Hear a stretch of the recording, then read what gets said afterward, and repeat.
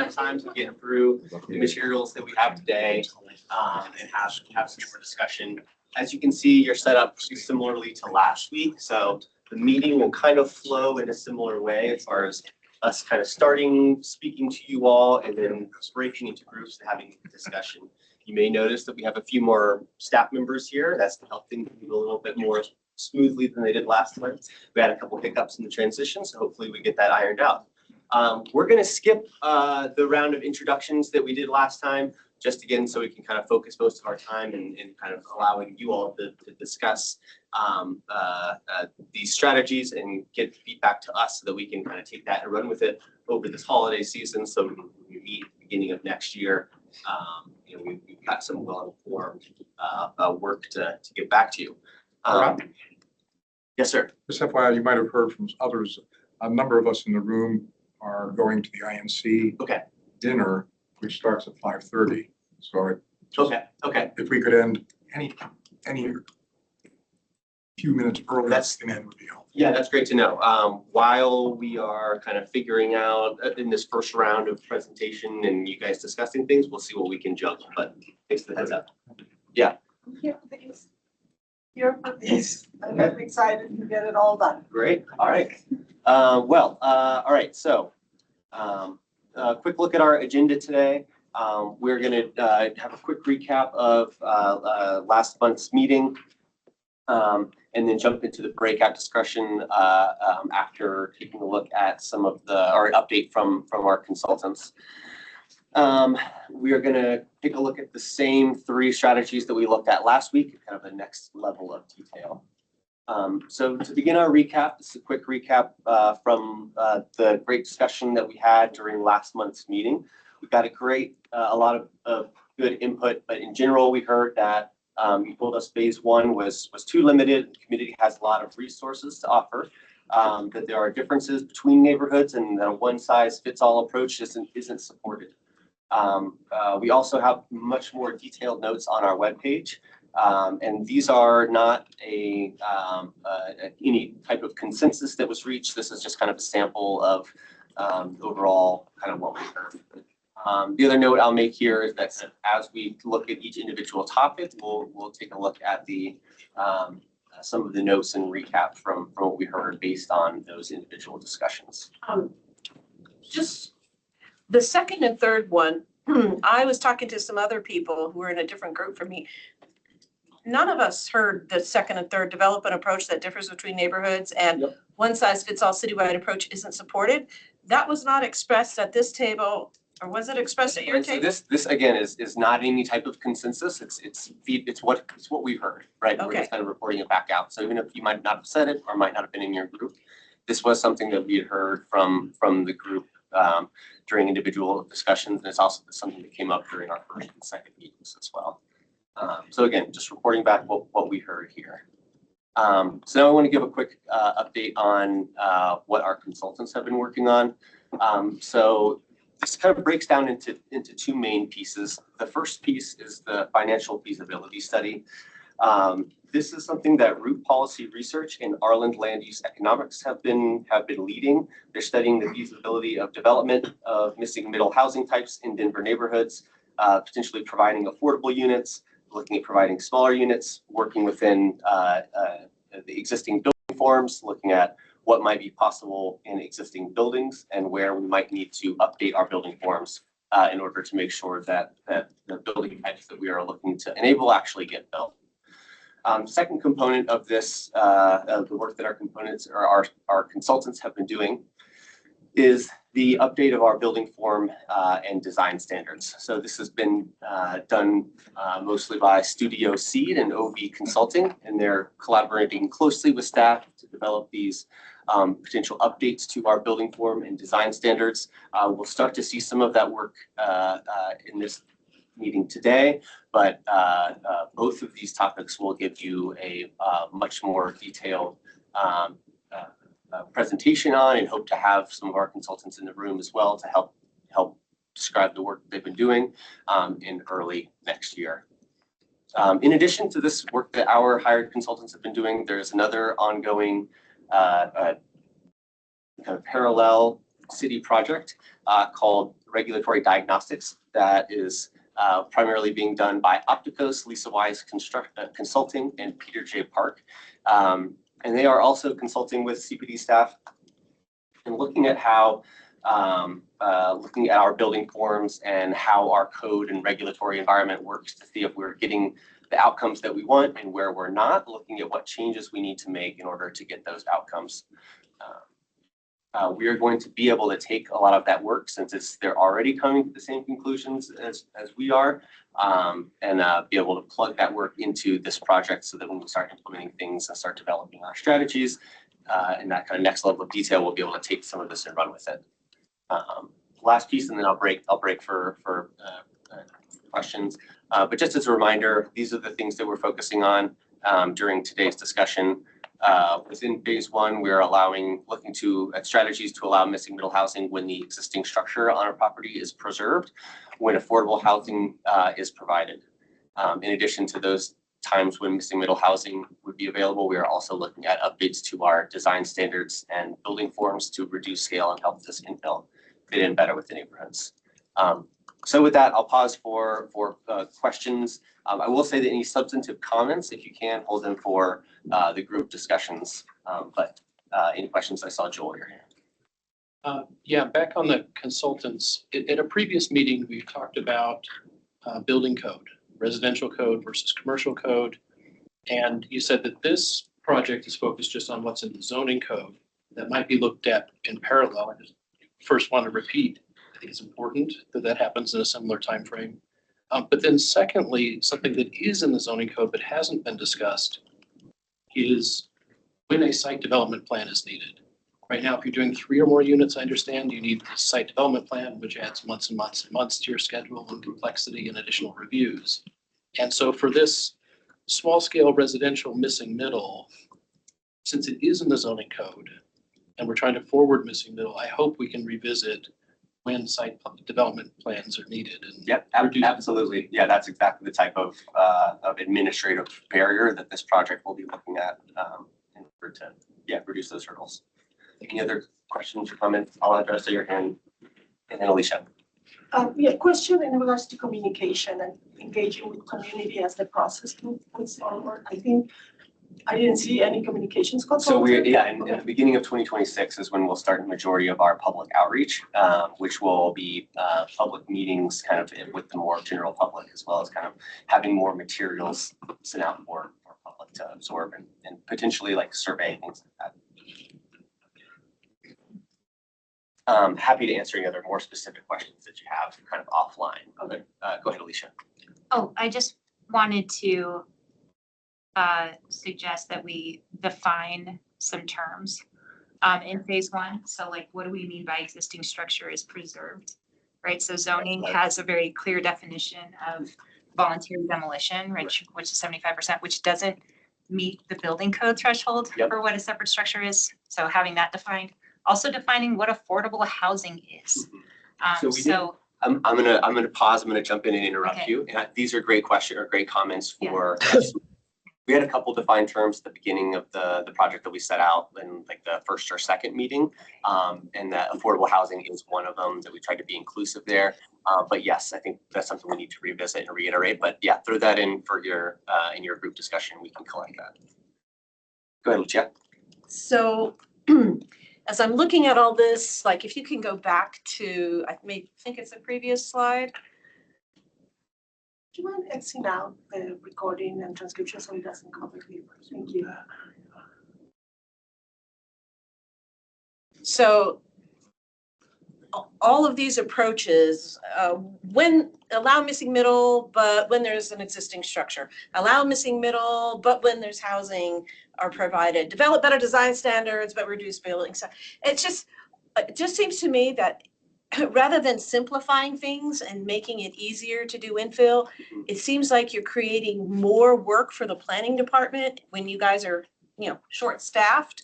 When I just don't understand, I've said it before, why we're making this so complicated. Right. And I know it appears that way, but this will get obstacles out of the way in order to get some of these things done. These first strategies that we're looking at in phase one in general are to set up a lot of the tools, put the tools in place so that we don't have the really rapid change in neighborhoods that we've seen when other regulatory changes have happened.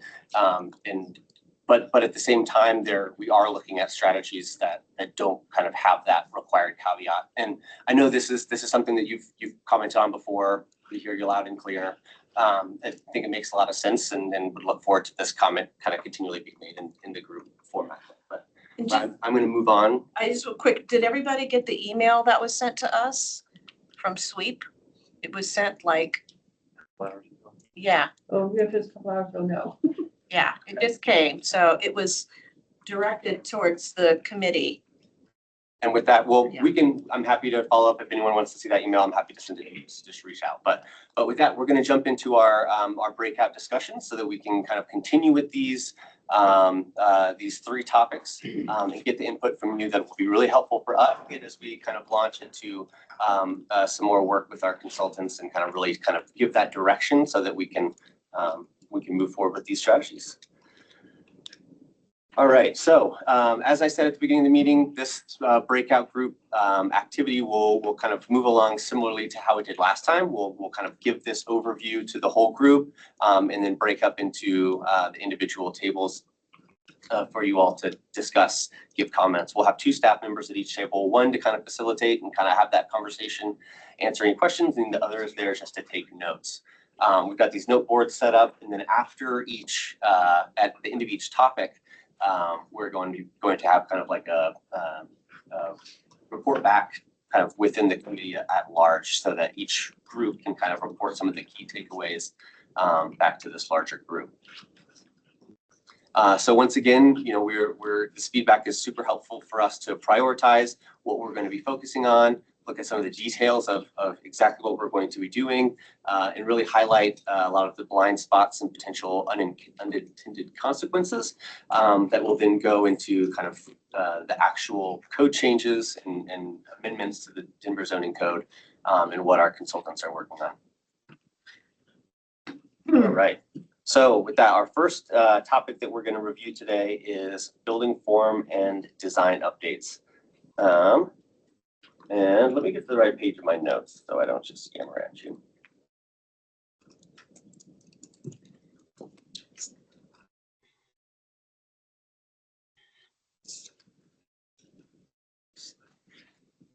Okay. So we had some great conversations back on this topic in October. We heard from you first that you want to see more examples and visuals. We hope to give you some of those today, but those are something that we're actively working on. And we'll kind of continue to do better on that meetings.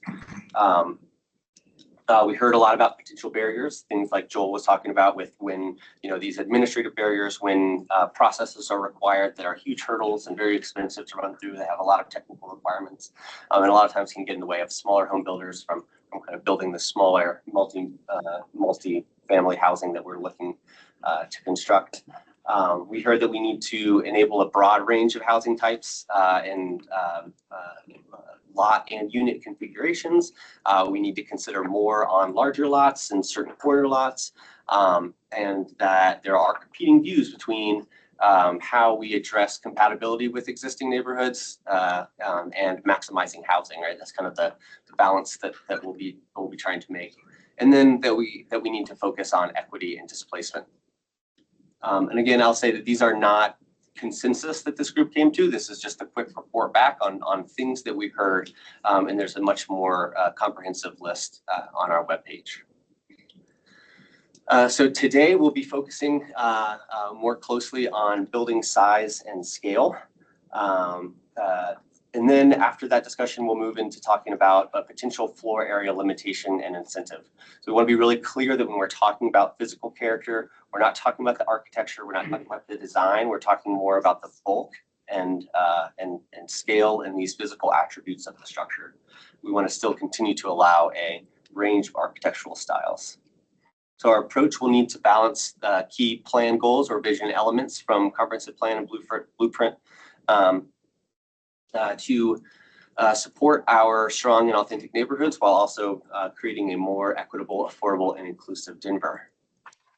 At the heart, our scale issues come from our building form standards that allow for buildings that are 2 to 4 times the size of houses that exist in our neighborhoods from the first wave of development in the city. So this graphic shows that. You can see that the houses are well within the boundary that are built by the overall height, setbacks, and bulk plane requirements that contribute to these large envelopes. So when builders come in or someone wants to build an addition onto their house, or build some new missing middle housing type even. They might maximize this building envelope and it is much larger than what exists in neighborhoods today. The first piece of this is overall height. So our code measures height in 2 ways. First is in stories.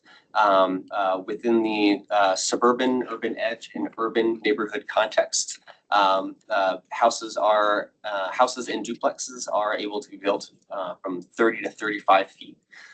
Up to 35 feet is allowed on particularly wide lots. Based on that lot width, you get additional height.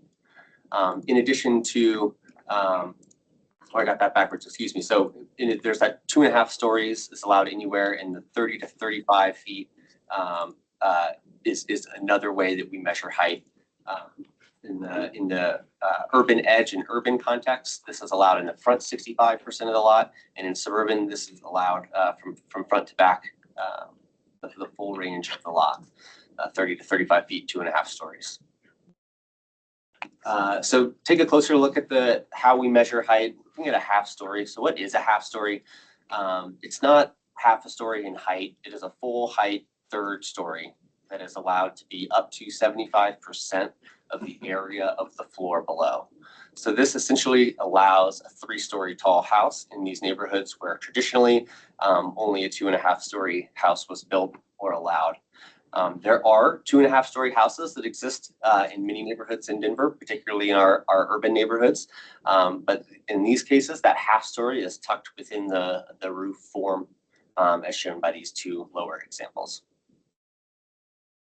So when we're looking at that half story, one of the reasons they are created in the way that they are is because of the bulk plane. So the bulk plane is this additional part of the 3D building envelope that defines what you can build on a property in a residential neighborhood in Denver. This plane extends vertically from the lot lines and then inward at a 45-degree angle up to the maximum height. So that creates this 45-degree angle shown here on either side of this drawing, which is taken from a set of zoning permit plans. So the intent of this bulk plane is that as buildings get as tall as 30 to 35 feet, their impact on the adjacent properties is reduced because that height does not extend all the way out to the setback. However, when houses are built in order to maximize the floor area that can be built within these building form dimensions within this building envelope, you get duplexes and houses that have this shape. You probably recognize this shape because they get built a lot in Denver. This is really where a lot of the concerns that we've been hearing in our recent adopted plans comes from, that new houses are looming very, very large, and this 3rd story does really read like a 3rd story. It doesn't read so much like a half story. And this style of house is out of scale in context with the nearby traditional houses that were built in the first wave of development. So we'll break now to discussing groups, but our questions for you all is what changes should we make to improve the compatibility of infill development? Should we make any changes to compatibility? Should we replace the bulk plane with something simpler, right? Just like a maximum height? Should we limit the 3rd story to not only being allowed within a pitch roof? What are some of the thoughts that you might have on how to do this? So with that, I'm going to set a timer. We can have staff. Before we get started, Yes, go ahead. But I'll say staff going to go ahead and start moving. Go ahead, Lucia. you have a thing on there that is new in this slide called strong and authentic neighborhoods. And is a premise that only like single unit housing is authentic? No, not at all. A lot of times Does it mean are, that people who are renters or who live in multifamily aren't authentic? no, there are, some of our most authentic and strong neighborhoods in Denver have a great mix of all Right, different but then types what of does houses. that mean? Yeah, it's from the comprehensive plan. And it talks about this in a lot of different ways. But yeah, we can have this conversation. Okay. I'm gonna set a timer. And.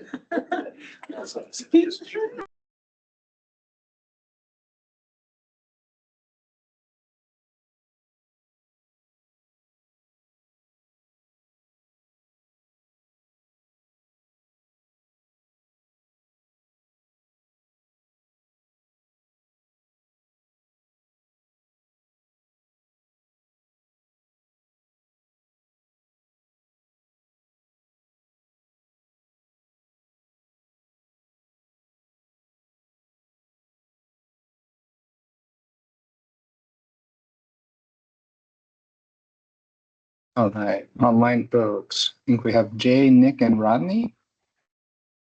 Everybody here? Anybody here? Hello. Hey. Yeah, hey, how are you doing? This is Rod. And Nick Stegley, are you part of the committee or are you just tuning in? I was just tuning in. I'm happy to join, Okay. but I can be quiet too and listen if you'd rather. Unfortunately, you'll have to be quiet and listen. We have another Okay. Nick Petkovich, No who's problem. part of the committee. Thanks, man. Sure. All right. Sorry, can you hear me? I was trying to unmute. I'm I got you now. Yep. Let me see if I can get my Here, camera on. So do we have All right. some thoughts about this particular question of compatibility? Of Yeah, new oh, development? We worked on I'm on the Sunnyside Land Mhm. Use Committee, and during our CO7 and CO8 work we did over those few years, we had lots of discussions about this, and the third story under the pitched roof, which was defined as more than a 412 pitch, I believe, really was a way we all sort of settled down. And I really liked that idea because you see the problems where it looks like a complete third story is when they can get that, 1/4 inch per 12 sloped flat roof, essentially, is when that really starts to look massive. And, I even suggested it should be maybe like a 612 pitch is where we start to define a pitched roof, but something that, was more in context with some of the pitches that you would have seen in a more traditional house. But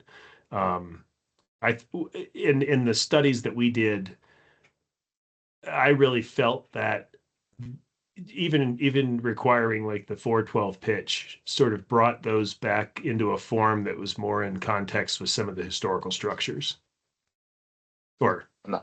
older structures context. Mhm. That came Yeah, out. Go ahead. I don't have I mean, I think like you see a lot of those in like Sloan's Lake. You see a lot of those in like, I'm a realtor. I represent the University, Denver, neighborhood around there.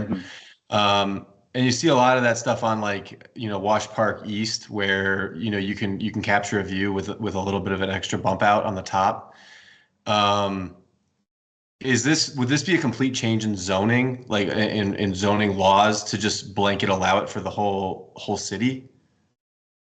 It could potentially look differently depending on like the neighborhood context of the zoning, but yes, we are looking at citywide changes. Yeah, I mean, to be honest, I don't have a huge opinion on it, one way or the other. Cool. Are you worried about like the compatibility of what the new buildings will look like? I mean, or- specifically for like South, like Platt Park University area.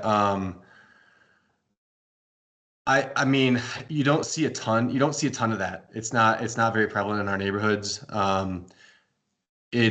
It's still builders are just building the second story and there's no, unless there's like specific lots that you can catch a glimpse of the mountains.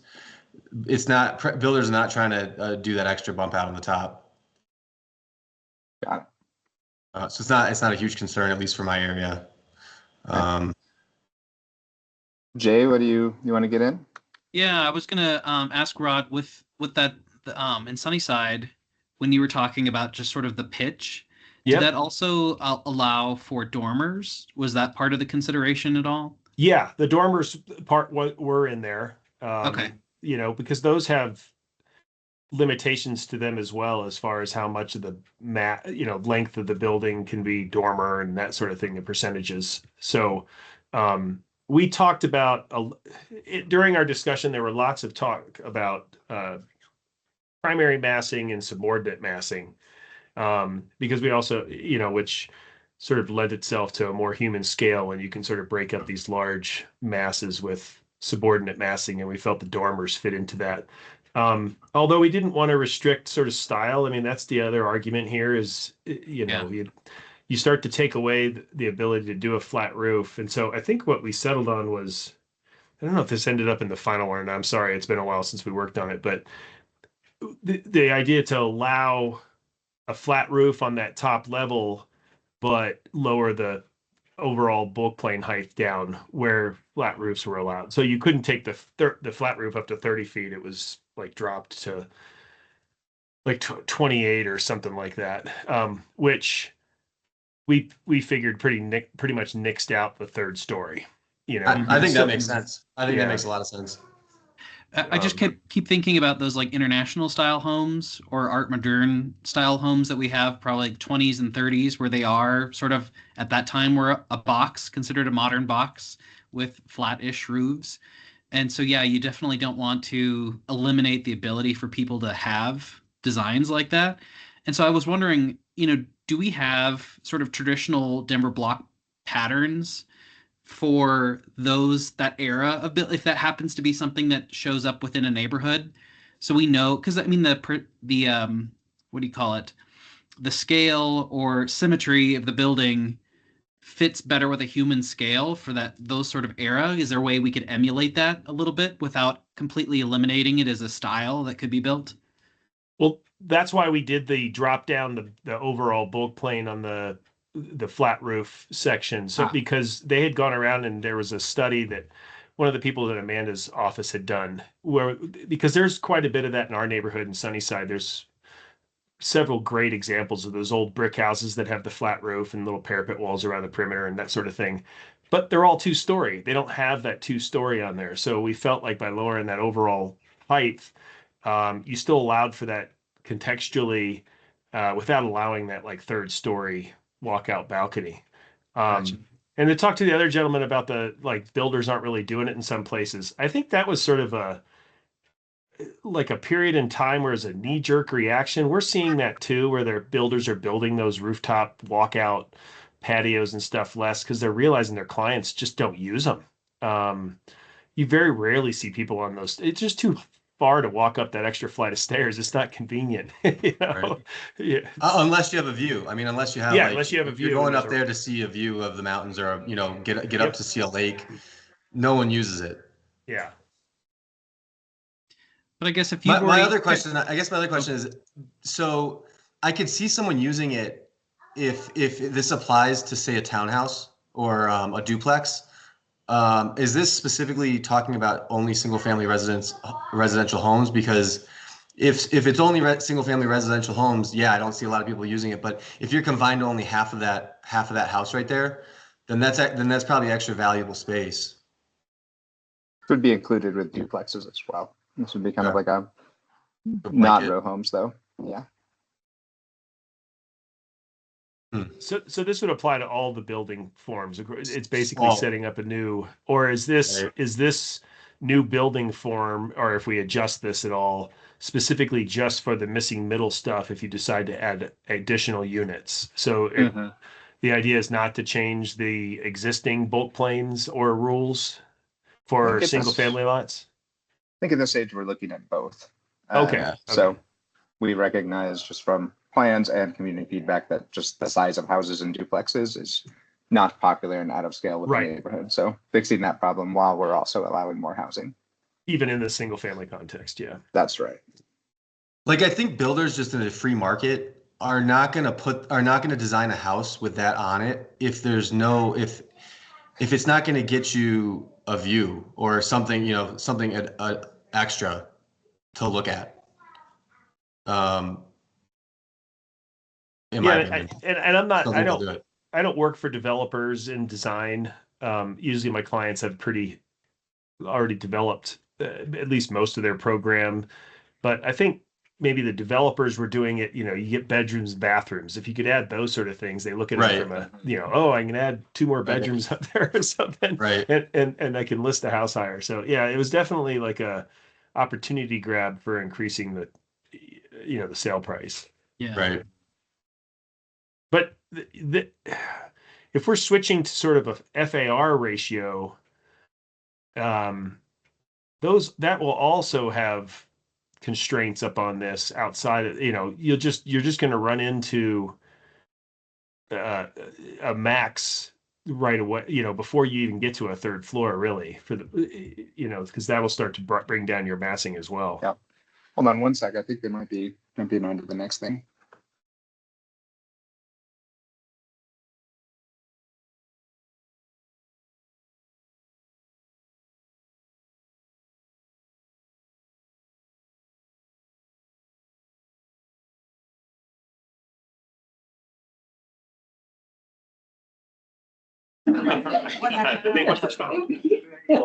All right, so next part of building form and design updates that we'd like to talk with you about, similar to the last one, but has some more nuance to it too, is a potential size limitation.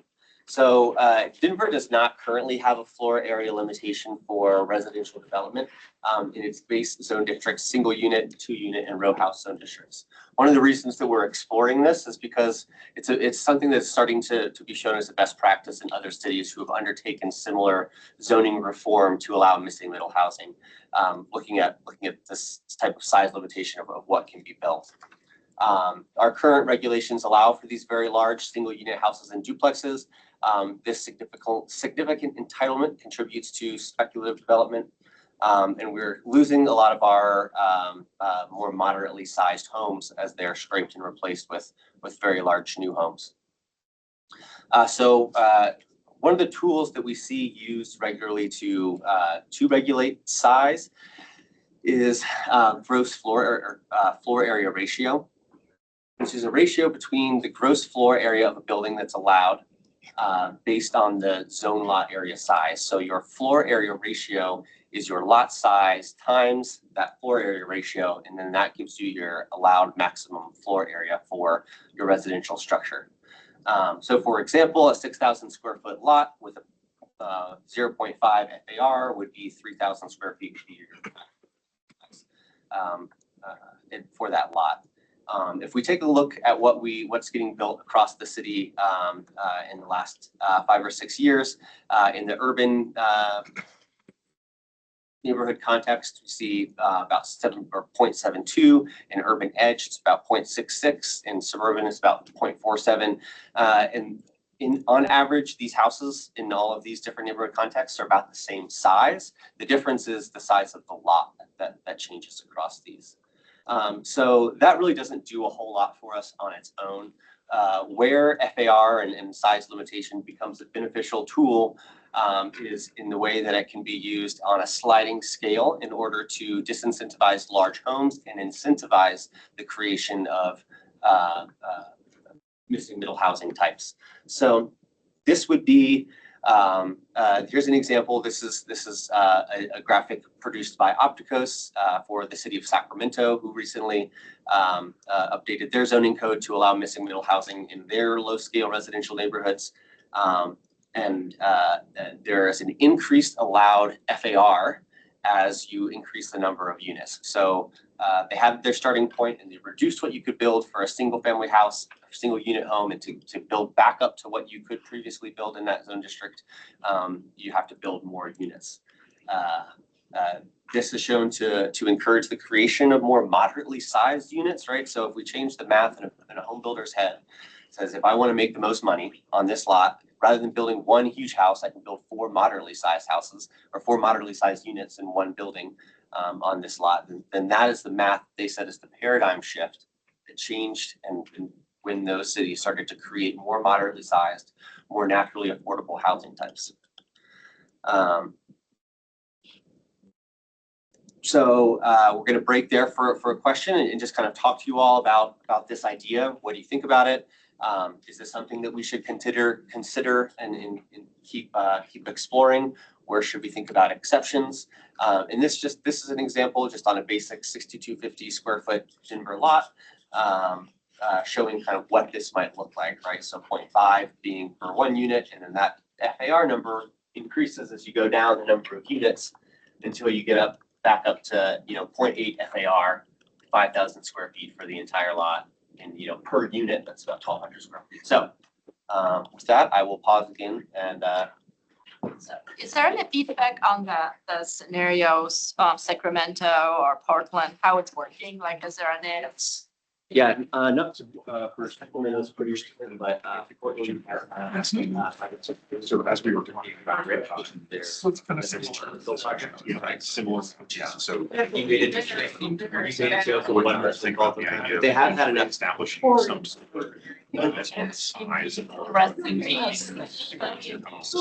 That increases to some degree.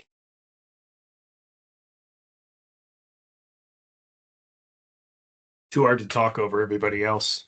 Sorry, we haven't got our online transition quite down yet, but we're getting there. No, it's pretty good. Hey, I just wanted to, just really quick before you jump into this, I just pulled up our CO8, and what we did on this low slope group was the max building height was 22 feet, not 28. It was 22, so it was 8 foot lower than the 30 foot with a pitched roof. So they're significantly reduced that mass. Mm-hmm. And the Sunnyside overlay. Yeah, it's in both of those overlays that we did. Got it. Yeah. Which I kind of, that was one of the things I felt was one of the better things that came out of that, and how we controlled some of that. As related to this with the floor area ratios, and I wasn't a big fan of this, but and those two overlays, so that covers all of Sunnyside because there's two sort of separate areas.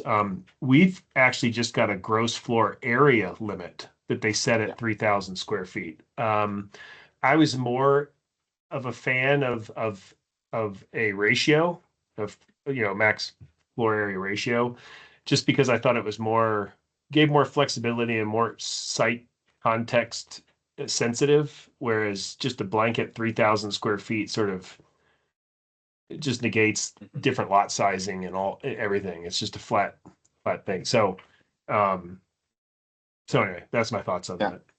So you're saying you'd prefer a sliding scale FAR over a straight sliding scale GFA or gross floor area? Over a GFA, like I'd rather see a FAR, just because it's more context based. Okay. And so in our discussion here, in terms of like the number of units, I think that's a great way to sort of allow that incremental growth in the size of a footprint. Just seeing these numbers for the first time, I don't know if those are the ones that Sure. Yeah. Yeah. We can play with those numbers for sure. What are other thoughts? Nick or Jay want to jump in? Yeah, I guess, I feel like I'm for the FAR.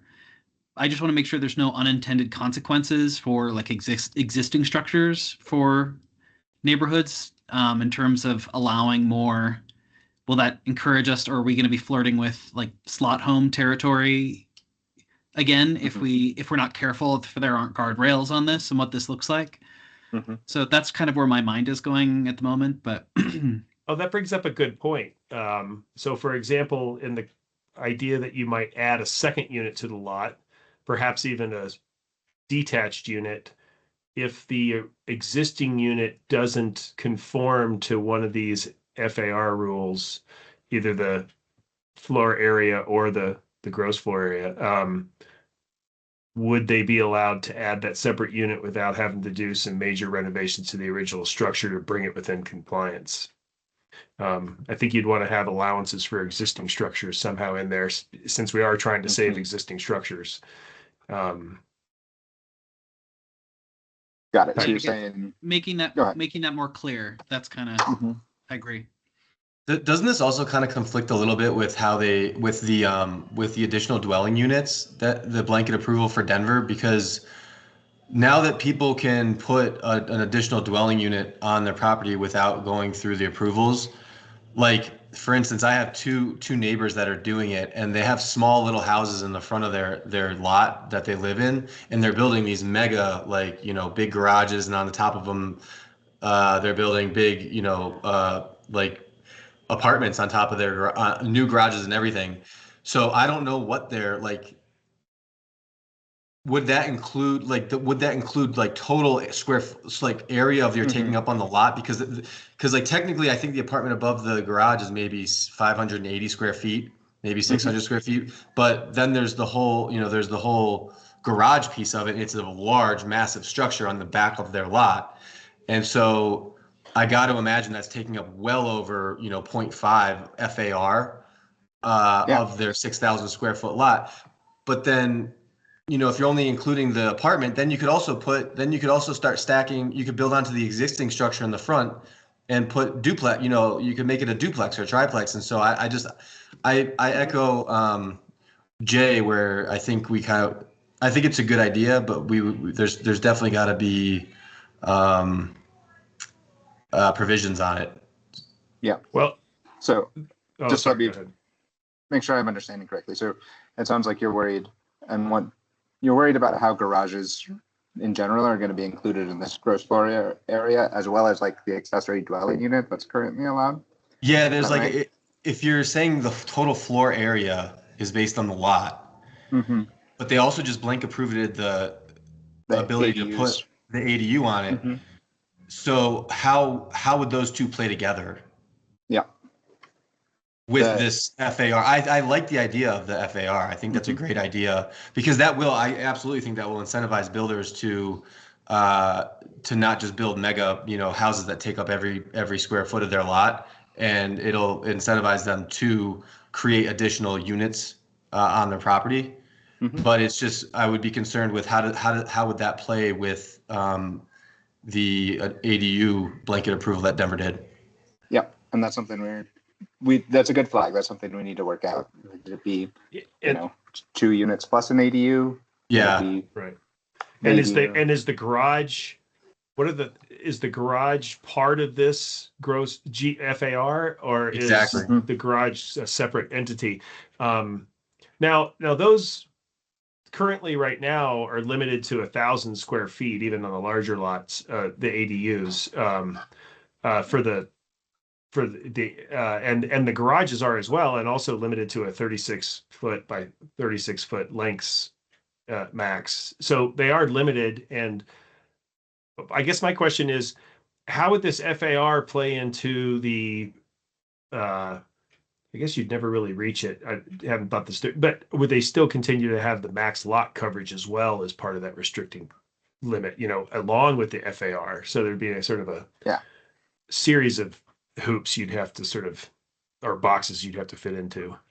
Yeah, I would assume so, that some of those form standards are going, again, we're all working this out to not necessarily in real time, but these are definitely questions that we need to figure out.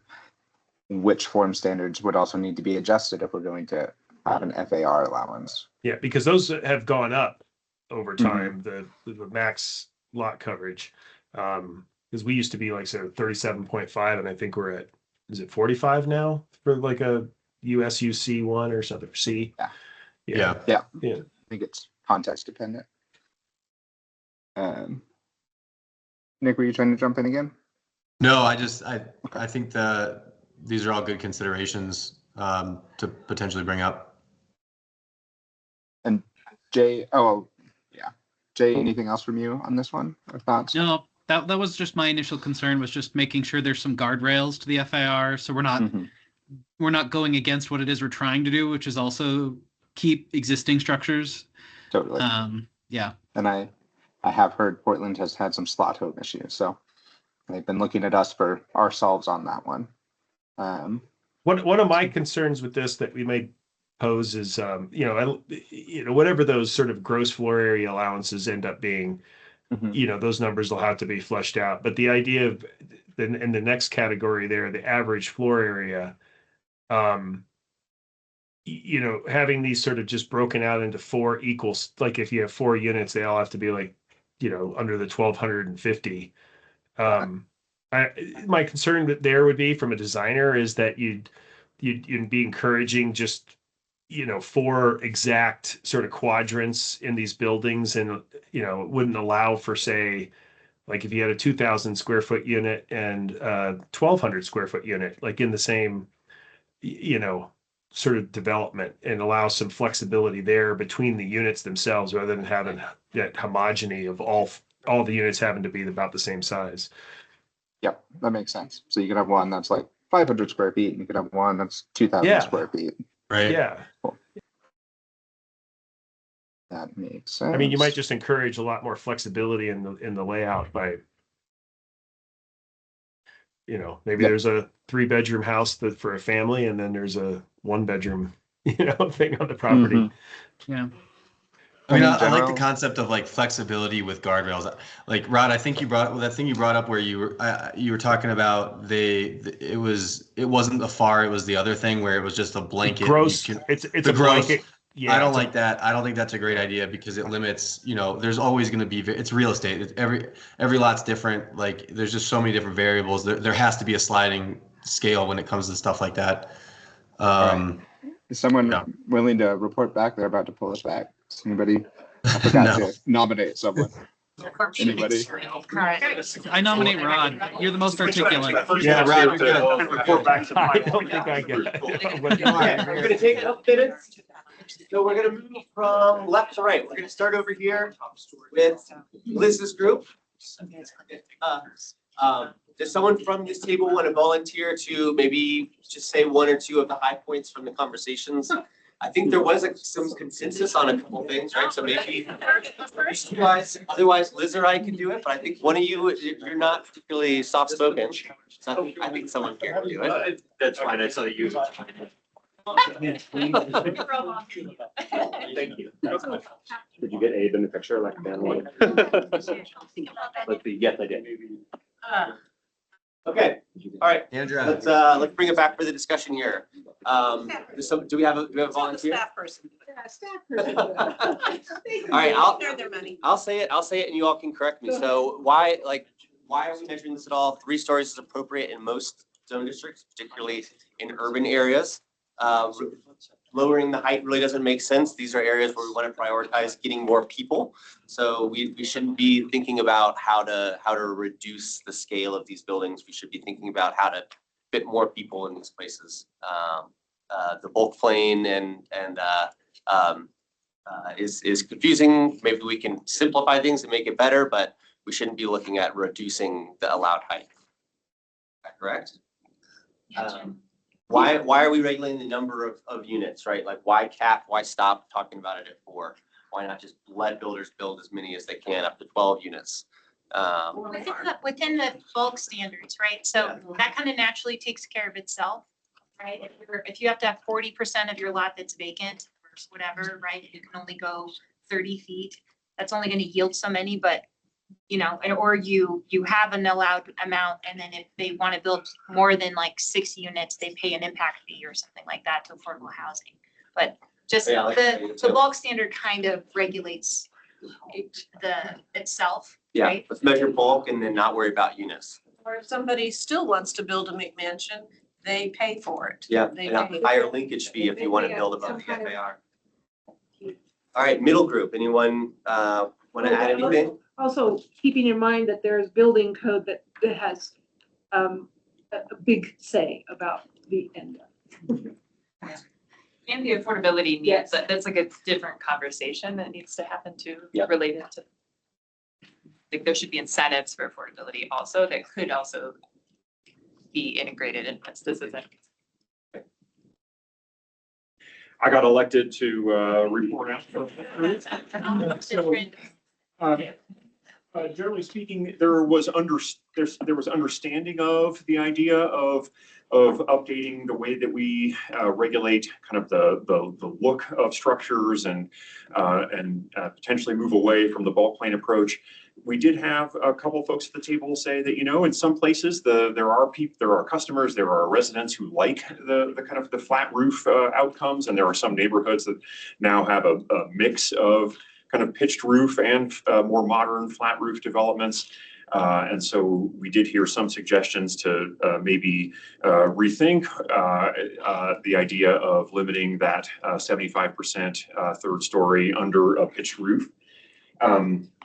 There was generally support for the idea of limiting the size of new single unit structures and potentially allowing for additional size on a parcel for structures that contain multiple units. So essentially, there seemed to be understanding and support for the concept of a sliding scale for more units, and understanding that that would potentially result in smaller individual units than just a single unit detached as well.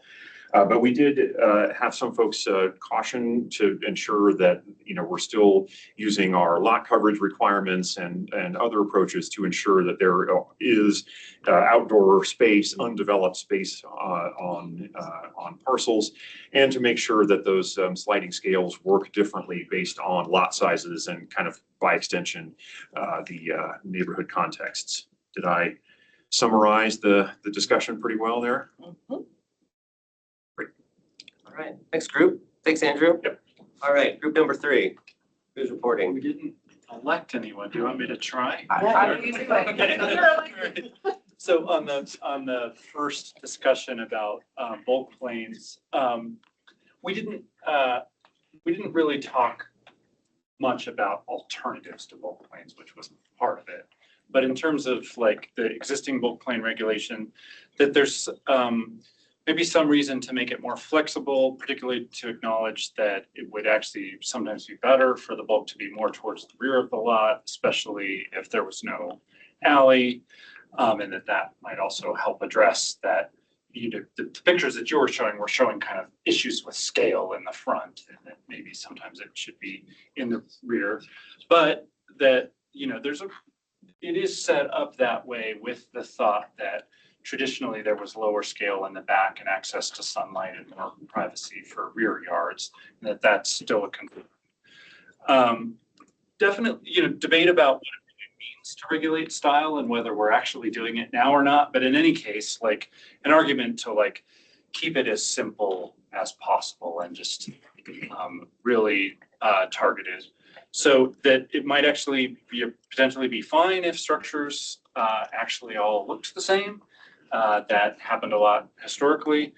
That whatever we do with bulk planes or no bulk planes or alternatives, that there can be real issues with it on smaller, narrower lots where the traditional pattern is really to build straight up. That's kind of where you get the space that you need on such a lot. And that we might need to like have something specific to acknowledge that kind of context.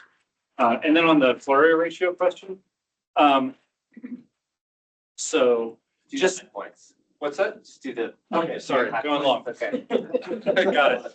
So It's good. just the mechanics of floor area ratio, concern about that being a problem for smaller lots, and need to acknowledge that, and not wanting the system to incentivize combining lots, that we could use bulk plane, hopefully, if we were using it to make all the other or many of the other rules simpler or non-existent, that actually maybe it would, rather than FAR, there should just be a flat maximum floor area, just to be simpler and to acknowledge the small lot thing. I sense that some members of the group thought that, like, if we got the form things right, that you should just be able to do however many units within that without some kind of scale that made it so that to use the absolute maximum, it needed to be multiple units and not just one. But there was some debate about that. And we might need something different for certain neighborhoods. And just, keeping in mind that the reason that things are being built the way they are is because they're marketable, and that, in many cases, they're not being built for specific people. They're being built to be marketed, and just keeping that in mind. Awesome. Thanks, Dave. Great work, guys. Thanks. Just a question jumping off from the first table. Go ahead, Are your Joel. slides really suggesting it's maxed at 4 units, or is that just illustrative for how the allowance grows? The latter. We're not at the point where we're suggesting anything. It's just kind of like that's what fit on the screen to show, for example. So great question. Sure. Joe, or online group, you want to jump in and report out?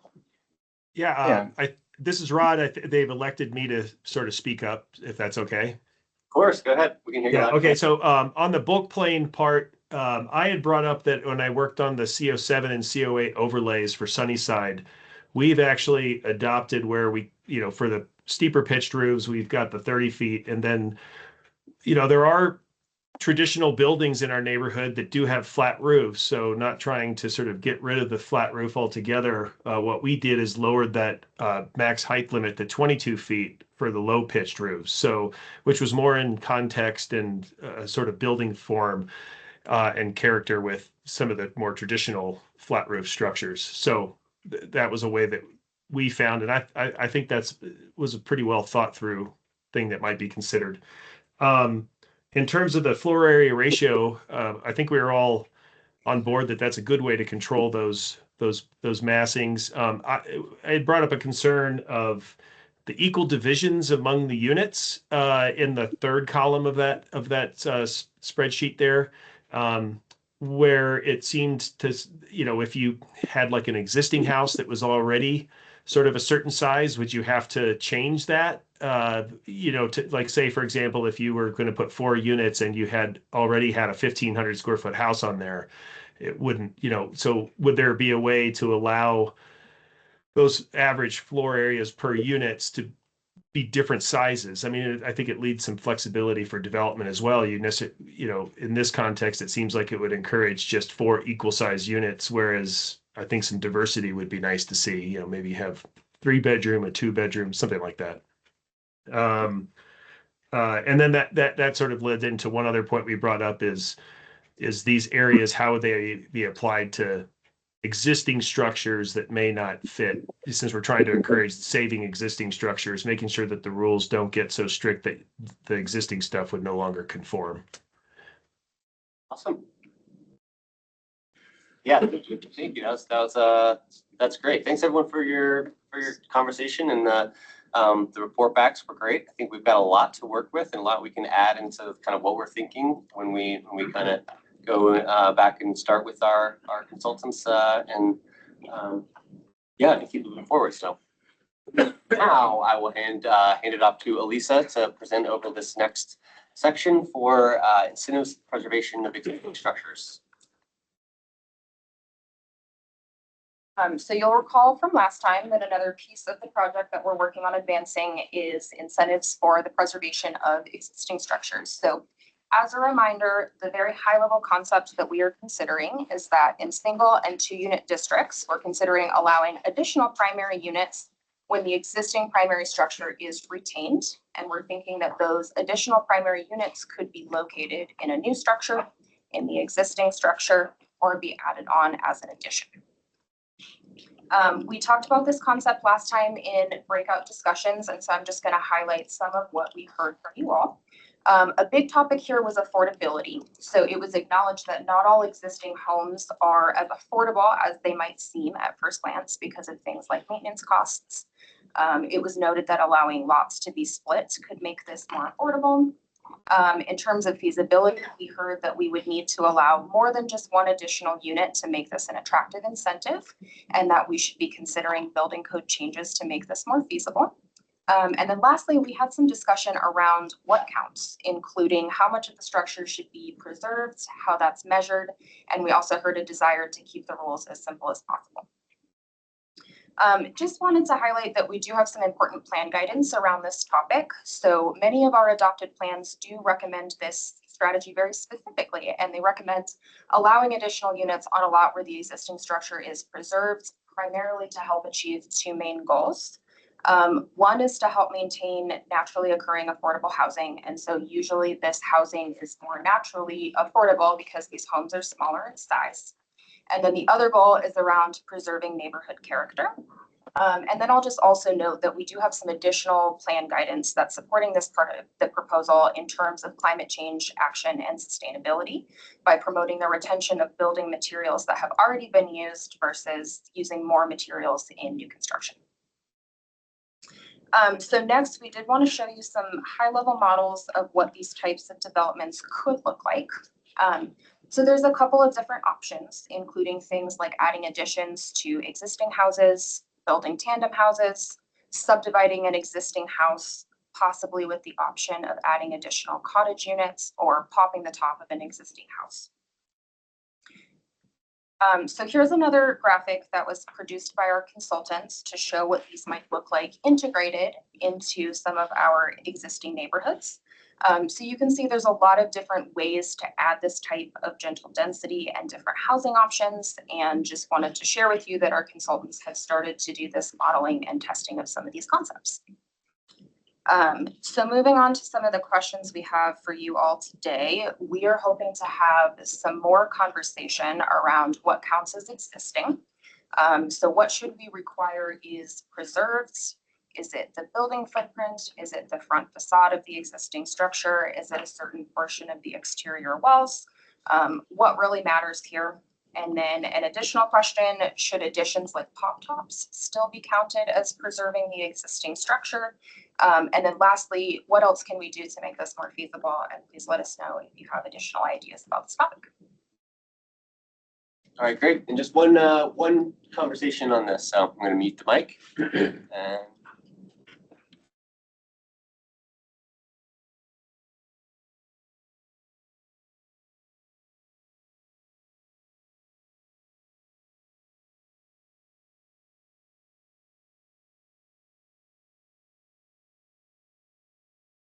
All right.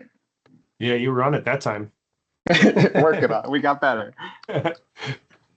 So All right. I had a quick question, Joe, about this preserving existing. Isn't there already something in the code that's like 50% of the structure or something if you touch it? Or I can't remember. I don't know if it's a hard and fast rule, but generally speaking, I've always heard it's about if you're going to like kind of mess with 50% of the structure or more, then the entire structure needs to be brought up to the current code kind of issue, like in terms of like setbacks and, you know, stair rises and runs and, you know, all of the code issues. Is there a specific place in the code that says that? I am not sure. So we can circle back with, I can go ask someone who knows more. Yeah, that's me, okay. and I maybe they'll didn't be able need to the help answer me, right but- now. It's always sort Yeah. of been like a subjective thing when I've been talking to Yeah. reviewers about what they make me bring up to code and not bring up to code. Yeah, there should be something in the code already that Yeah, has, it's like whether it's a full demo or right. Is that it? Maybe like. Well, it was more like if you were doing a renovation on an existing structure, whether it be an addition or a renovation, if more than 50% of the square footage of the existing structure was being like either demolished or retrofit, then the entire structure would have to be brought up to current code regardless of what else was going on with the existing structure. Got it. Yeah.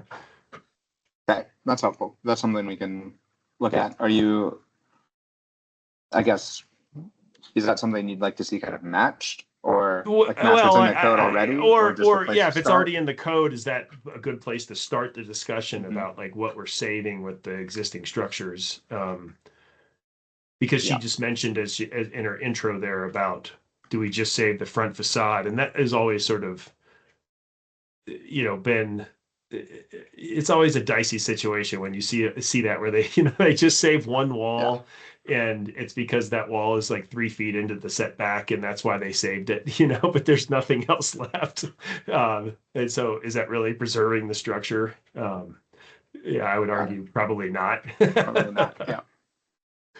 And Jay, I remember you talking last time about like there's certain rules with historic preservation around the amount that can be pulled down to. Is that right? I think that was also a question we had that we were throwing out to check on. So I wasn't sure if you had checked on that. Okay. I know somebody else had just mentioned today about if like requiring full demo, a percentage that threw it, and I wrote it down, but it doesn't make sense. 75%. I'm like, that's not right. I was just listening to chatter while people were talking. So yeah, definitely need to figure out. I think it does make sense if there's already language that that is being used within the city on how they treat this. I think it makes sense to pair that or match that with this initiative. Overall, I keep thinking like, what does it mean to what should be preserved, and if it is that front facing facade, that's more important, I would say, than what's on the back of a property, because people aren't going to see from the right of way unless it's on a corner, in which case then it should be the two primary facades that you can see. But that, as long as it doesn't also limit pop tops, because I've seen where they can actually be tastefully done and they still incorporate the overall like style and aesthetic of the neighborhood, especially the like the right proportion for a building of that era. Because sometimes we do see those Frankenstein pop tops where the proportion of the second floor is way out of whack from what they have on the first floor. So if there could be something maybe around that a little bit. But or yeah, the style. We've got one over here where they took an old brick bungalow and they literally only popped the top on like the right half of the structure, so it goes right up to the old original ridge line. And the second story is completely different material and everything. It looks literally like a single wide trailer was like craned on top of an old bungalow. And you know, I guess that's a style thing and so fairly subjective, but that was more of an objective criticism from the entire neighborhood. Nobody liked it. I did have one question about this incentive idea. Like, you know, the easy one to sort of pick out is if there's an existing structure that is like because this happens all over the city, like in a setback, and, you know, people keep the existing structure because they don't want to have to pull the building footprint back to the, like, say, 5-foot side setback or something. But are we talking about incentives that could be like, if you save the structure, you get larger square footage allowances, FARs, those type of things? Is that what you're is this sort of thought processes? They're certainly up for discussion. Okay. So just kind of thinking out loud, and I apologize, I've got probably a screaming baby in the background. No worries. But so I've seen one, is there like a year cutoff where that historically, like, you have to save, you have to build, you have to preserve it? Is there a year cutoff, like 1925 or something like that? No, it's anything that's over 30 years old is considered to be eligible for local. Yeah, so it's always there's more and more stuff being added all the time, right? So, but it's only eligible. It's not a requirement. Right. It's actually landmarked. It's an opt-in thing too. Somebody actually has to fill out the application, all of those sort of things.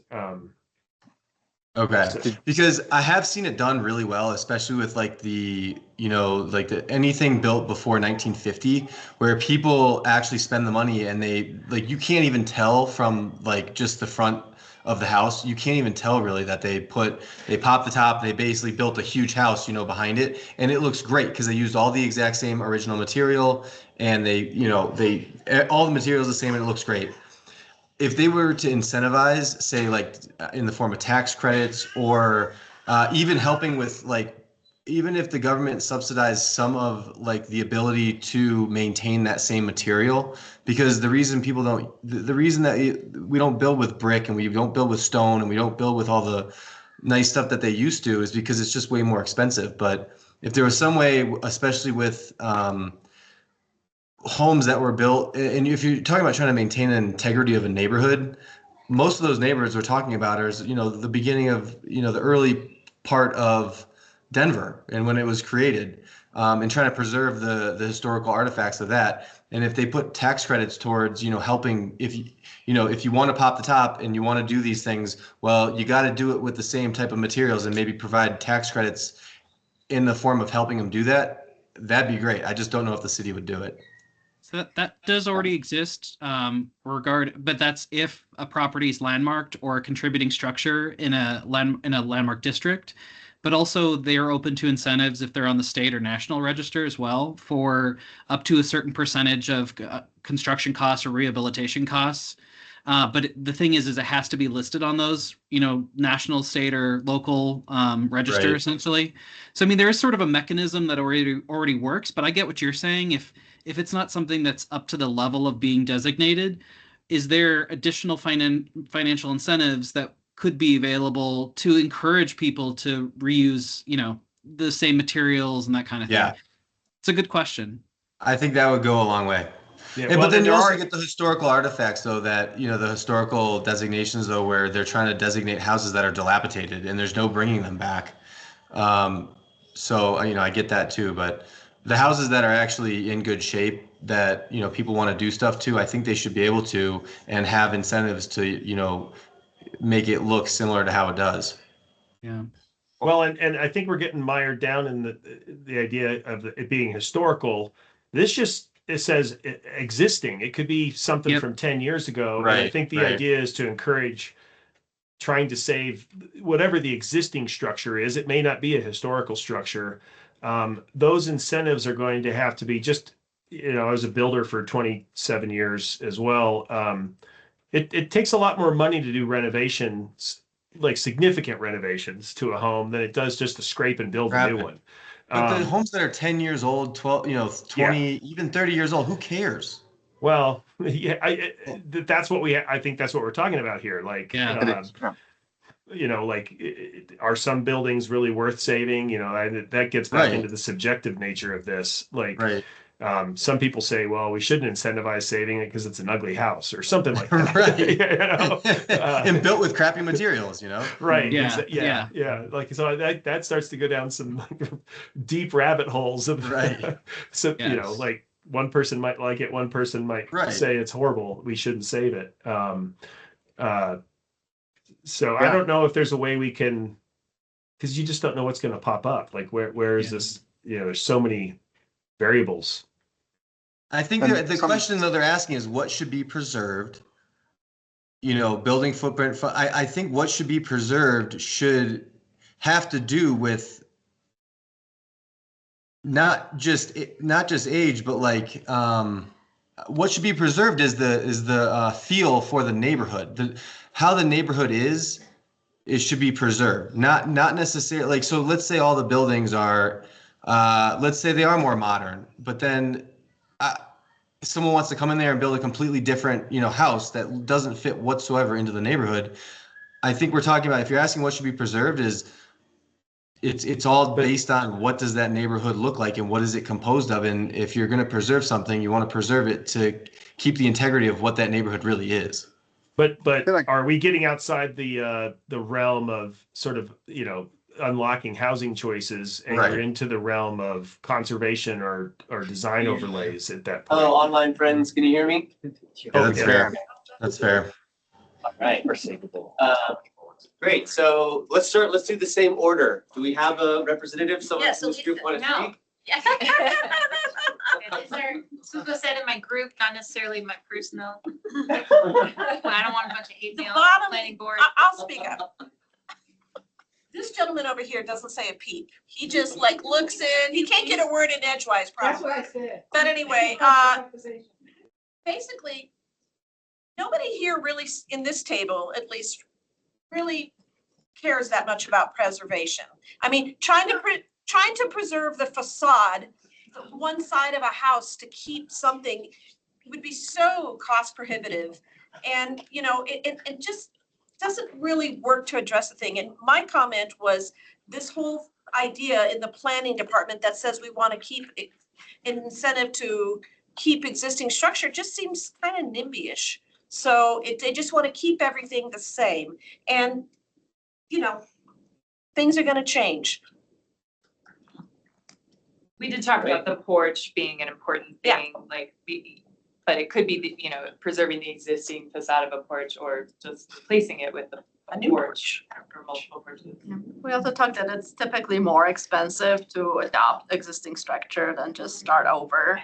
Prohibitively so sometimes. And we have a historic preservation tools already that preserve districts and structures. So this seems kind of redundant and yet another way to try to achieve the same with the excuse to actually trying to achieve the outcome of increasing the supply of housing and maybe increasing affordability, whereas it is actually probably counterproductive to actually be specific goals. So like if we want historic preservation, let's just use historic preservation tools. Great. Thanks, table. I think next, unless anyone else, anything else to add? Just be careful that preservation is not weaponized. Right. And alley access. Alley access. Unit configuration. All right, table 2. I would say this table had a similar conversation, trying to decode what a lot of the community members that gave that language about, allowing additional units when existing housing is preserved, that is all over our adopted plans, what that actually means. We did have several folks said that, the idea of subdividing, for example, existing much larger houses, especially the kind of sort of mansion type houses that we see closer to the core of the city, does seem to make more sense. There was maybe more skepticism about some of the much smaller homes in our kind of outer ring or second ring suburbs, and a lot of questions about what really means preservation. Is it the facade, or is it, if we're just preserving one wall or an interior closet or something like that, are we really meeting the intent of the community members who gave us that feedback in our future planning efforts? There was also some support for the idea of allowing, pop tops as a potential way to add additional units. And one of one person at our table here, Carson, shared a story about an existing duplex in his neighborhood that is adding additional units on top. And that seemed like a meaningful way to add additional housing. Yeah, I think that kind of summarizes it. Anything I missed in the conversation we had? So great. All right, table number 3, a volunteer. I'll just say I observed half this table have a visceral reaction to we don't care about preservation. I'll just say anecdotally, it's in the West Area plan because West Area residents put it in the plan.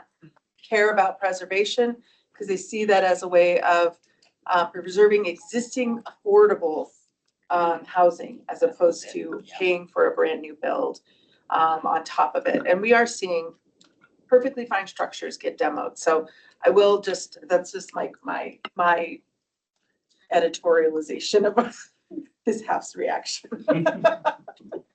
Sorry, Abe. Oh, that's right. Yeah, so that's a good segue into I think, it's the kind of tricky thing is it matters a lot, why we're trying to preserve the things in terms of how you would try to go about it. And so Councilman Torres is talking about, one of the reasons is because the housing that's there is probably less expensive than whatever would replace it.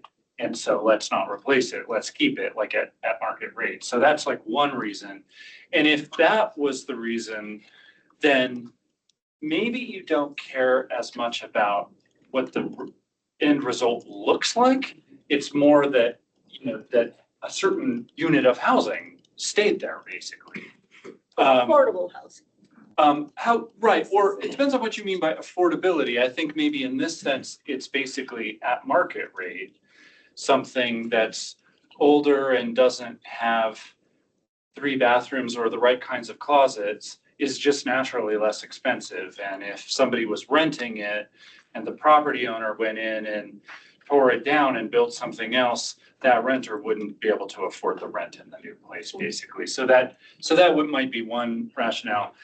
And then, of course, there's also, I think, some of the people who talked in those plans about keeping existing structures was because, they like the look of the neighborhood. And if that's the reason that you're doing it, then you care mostly what it looks like from the street, basically, and could let everything else go. So we kind of need to balance those two things. Definitely, I'm concerned though that the system ideally wouldn't make it really difficult for people that do have existing housing that maybe isn't especially expensive, but also is basically completely obsolete and needs to get replaced. But in order to get the incentive, they'd have to keep it, and that's just not necessarily the most workable situation. So that's like goes to only incentivize keeping usable housing if there's a way that we could do that. And definitely building code issues, like it came up that, what if you have, you're keeping your existing ranch house and adding new units onto it or something like that. It could be a real problem if the scale of that addition then made it so that you had to upgrade the whole thing to current building code requirements, and then it just makes it too expensive and you kind of lose that potential affordability of the existing structure that you wanted in the first place. Does that make sense? Thank you, Abe. All right. I would like to add that Go ahead. preservation shouldn't be a limitation to having abundant housing options within a community. Just an incentive. Because I am not gonna stay forever like this. I'm gonna have changing needs, aging, my child will get older. I hope I can live in the same community as she does, all of those things. My friends are aging as well. So preservation shouldn't be a limitation. Also, there's one thing that, a thought that came out from this group is that when you have these additional units in any way, however they end up, but that right now, currently, everything has to exit to the street, and maybe we should think about being able to exit to the alley and have that be okay. So the back units could go that way, so you wouldn't have to have these weird. Oh, like people walking out of the. Yeah, so if they go in and out, so that you don't have to have these weird jaggedy walkways that we find their way to the front. Just be able to have a walkway to the back. Lucia, I'm gonna come to you in just a second. I want to let the online group go. Oh, sorry. Okay, sure. No, go ahead.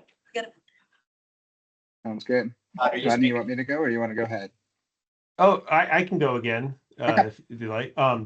I think our conversations revolved around a lot of stuff that Gosha had said earlier, about like what is exactly trying to be preserved here. Are we trying to save square footage, or does this sort of lean into, are we trying to save the character of a neighborhood? Where I think our discussion was around, there are other mechanisms for that besides this unlocking, housing choices already in neighborhoods, the, conservation overlays and those sort of things. And that these incentives would have to be relatively large to encourage like a developer saying wanted to put more units onto a lot to save an existing unit, because it is more expensive to sort of renovate a space significantly than it would be just to tear it down and build something new. And so I guess our basic thing is, what are we trying to encourage here? Is it an aesthetic characteristic that this sort of alludes to? In which case it's probably not part of this sort of exercise, because there's other mechanisms, to do that. So. And thank you, Councilwoman Torres, for standing up for preservation. I appreciate that. We Our historic Denver representative, for those of you. All right. Oh, yes, Lucia, sorry. So, something, I think Councilperson Torres said about, having an affordable $300,000 house is just sort of by itself, keeping that house because it's affordable. But what if you tore down that $300,000 house and built 4 or 6 units, and each of those individual units are also $300,000. So you're keeping that affordability, but now you've got more units. Do you understand what I mean? Why can't we do both? Well, you can't if you keep the structure there. If you tear down the structure, you're There's not tearing just down. one lot in my neighborhood, right? There's multiple. I think providing a path for potentially both seems like we can meet multiple interests. See no reason why not. Corey, you've got your hand up. What do you think? We talked, this is the one thing Abe didn't get to on our slide, I think the way this question was posed is from that developer standpoint, but the majority of our lots in Denver are owned by homeowners. And so trying to understand, they're gonna preserve their house, but how can they add additional housing on their lots to add to the housing stock? So I think we also need to look at this from that lens. Yeah, I think they don't wanna, they might not want to move somewhere for a year to build a fourplex. They want to preserve their house, but they want to add extra housing. And so how can they do that on their lot? There's also this kind of double-edged argument there, because on one hand, yes, if we want to preserve affordable home for subsequent owners, that's great. But we're also preventing the current owner from pulling out the equity from that house and doing something with it. So if somebody wants to retire, they've been living in a house for 30 years, they paid it off, it might be in this neighborhood. And we may want to preserve the structure in community land trusts or otherwise, but a lot of people actually are hesitant to enter into this arrangement because they actually do want to be able to pull that equity out of their property and yes, sell it to developer, move it somewhere else and yeah, pay maybe for their child college or something. It also allows for little developers. It doesn't have to be giant developers. These are small time people who, hey, I want to try this. I want to build a fourplex. That's small. It's a small developer. It's not like some out of state group from Texas coming in and scooping up houses. This is just sort of an individual developer. I mean, I'd love to build a fourplex on my side lot, live in one, and rent out the other three. Oh, yeah, go ahead. Yeah, just something that was said before on this table about like preservation not being a limitation, but like incentives for preservation. So not that we limit, not that we're regulating, thou shalt preserve. It's that you get this if. And I think that's how we solve the problem, kind of like a density bonus or a height bonus that we have in the code. I think that's a much better way to regulate, and then people can kind of choose their own adventure based on that. So I really like the incentive piece of like, okay, the goal in the plans is, plans talk about preservation, but incentivize it, make it attractive.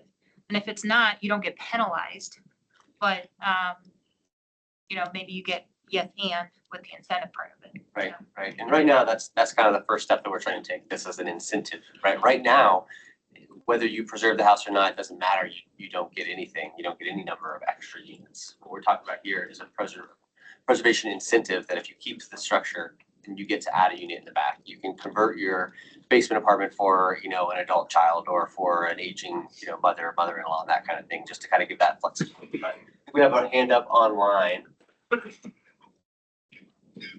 Oh, that was me. I was kind of going to play off of that there's two types of incentives here that it just occurred to me. Like, there's that embedded emotional incentive already built into the current homeowners that say, for that example you guys were talking about with the family that already lives there wants to stay in the house while they add on to it. Well, their incentive's already built in. They love that house. They're emotionally tied to it.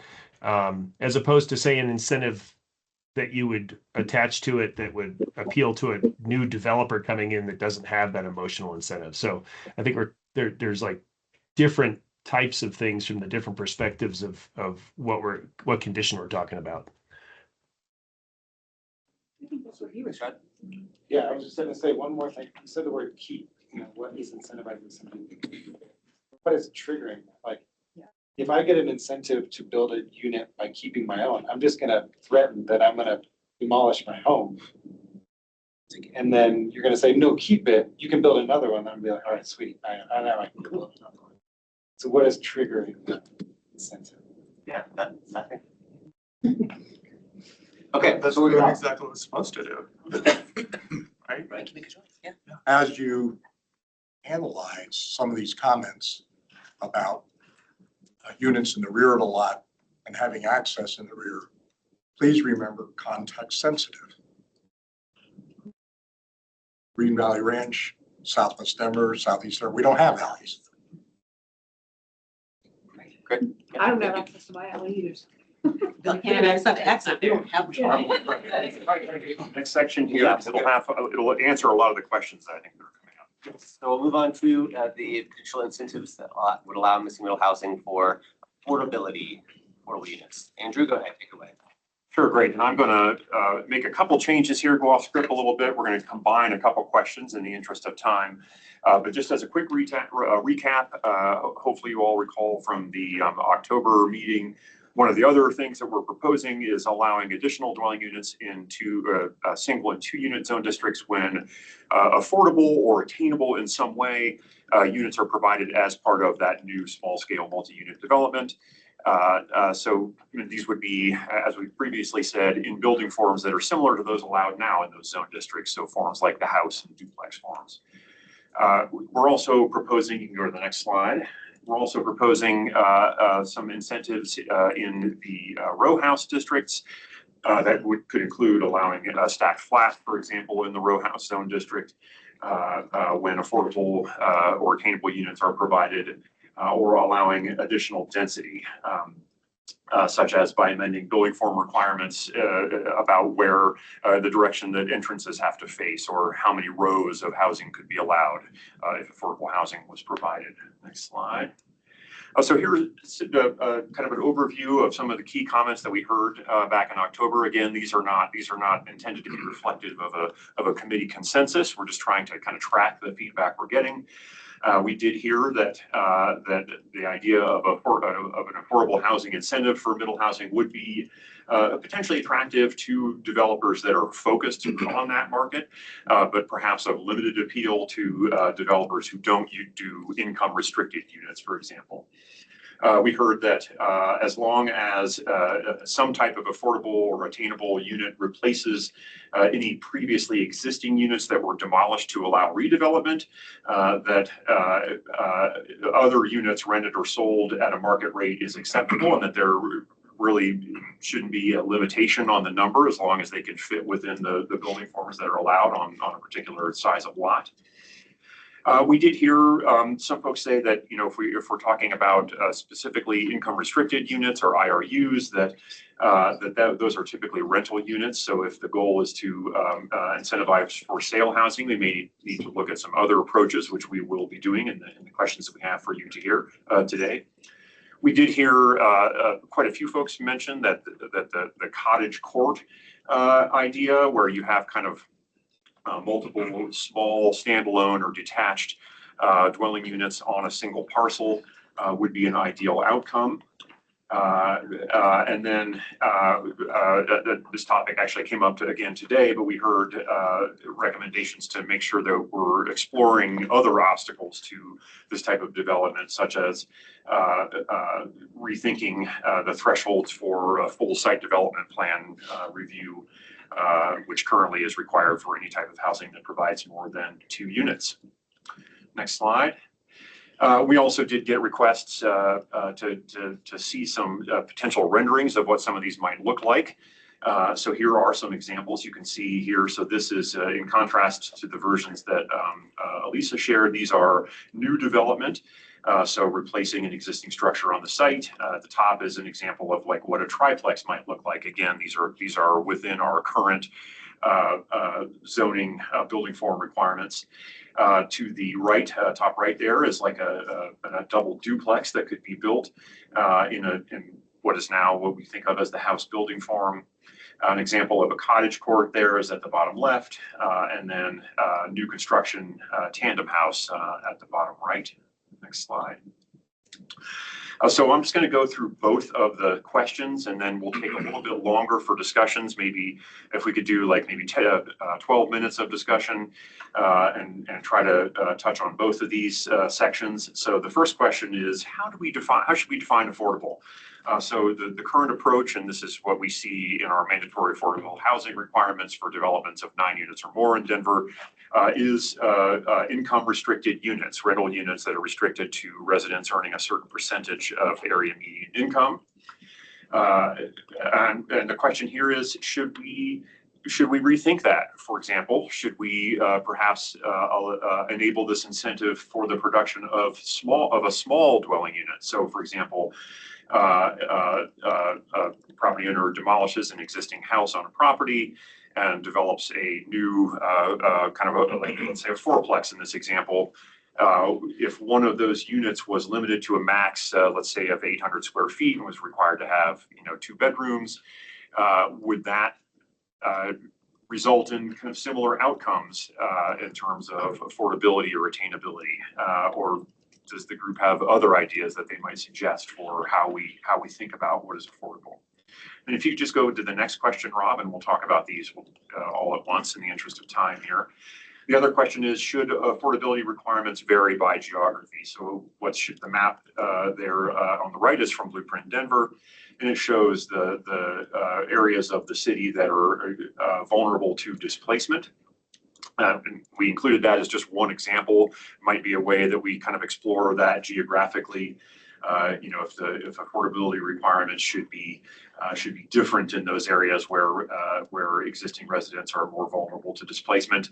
Some other possibilities might be affordability requirements by zoning neighborhood context or by neighborhood area median income or any others. So from here, I think we'll go back out into our groups and we'll ask you to maybe consider that first question for a little bit and then move on to that second one. And we'll see what kind of insights we can come to. Back up in a few minutes. Thanks.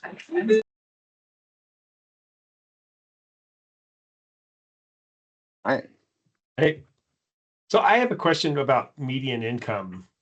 Like, is that the one where they take, you just take everybody's income and then you divide it by and I've heard that because we're having such massive income disparity, and this is not just specific to Denver, that, these super high income people are throwing the curve as to what the median income is, and that's even out of being obtained by the majority of the population of the people we're talking about. You know what I mean? Like, so is that a good, if that's the way we're averaging it, is that really going to provide housing for the people that are in most need of this, I guess, is my question. That's a great question. The median, so what you described is the average. The median is slightly different, and it just takes like a total count of say there's 700,000 people in Denver. It's just like all of their incomes lined up, whatever's in the middle is the median. So it's pushed lower than it's lower than the average, would be more in line with the people we're trying to talk about,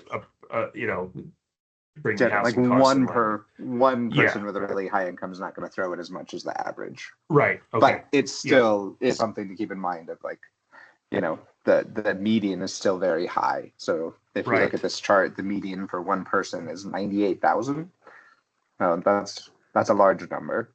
Right. And we're especially when we're talking about housing. I agree, and though. before.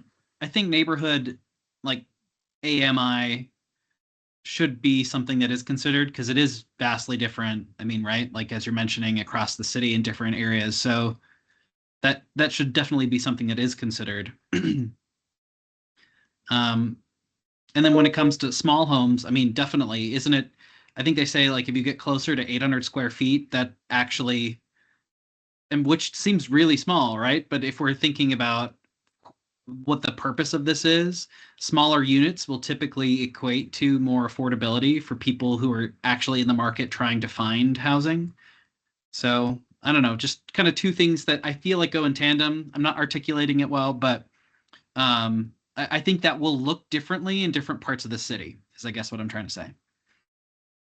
You'd like it to look, it seems like not only will it, but it seems like you would like it to look differently in other different parts of the city. Is that accurate? Like with the neighborhood AMI being accounted for? Yeah, I don't know to what degree they take that into consideration or if they just look at the whole city, because you're right. They just look at the whole city. I mean, for these numbers. Yeah. So I think it's something that should be more localized because it would be vastly different. So otherwise, we're just immediately removing an entire portion of the population from being able to secure affordable housing.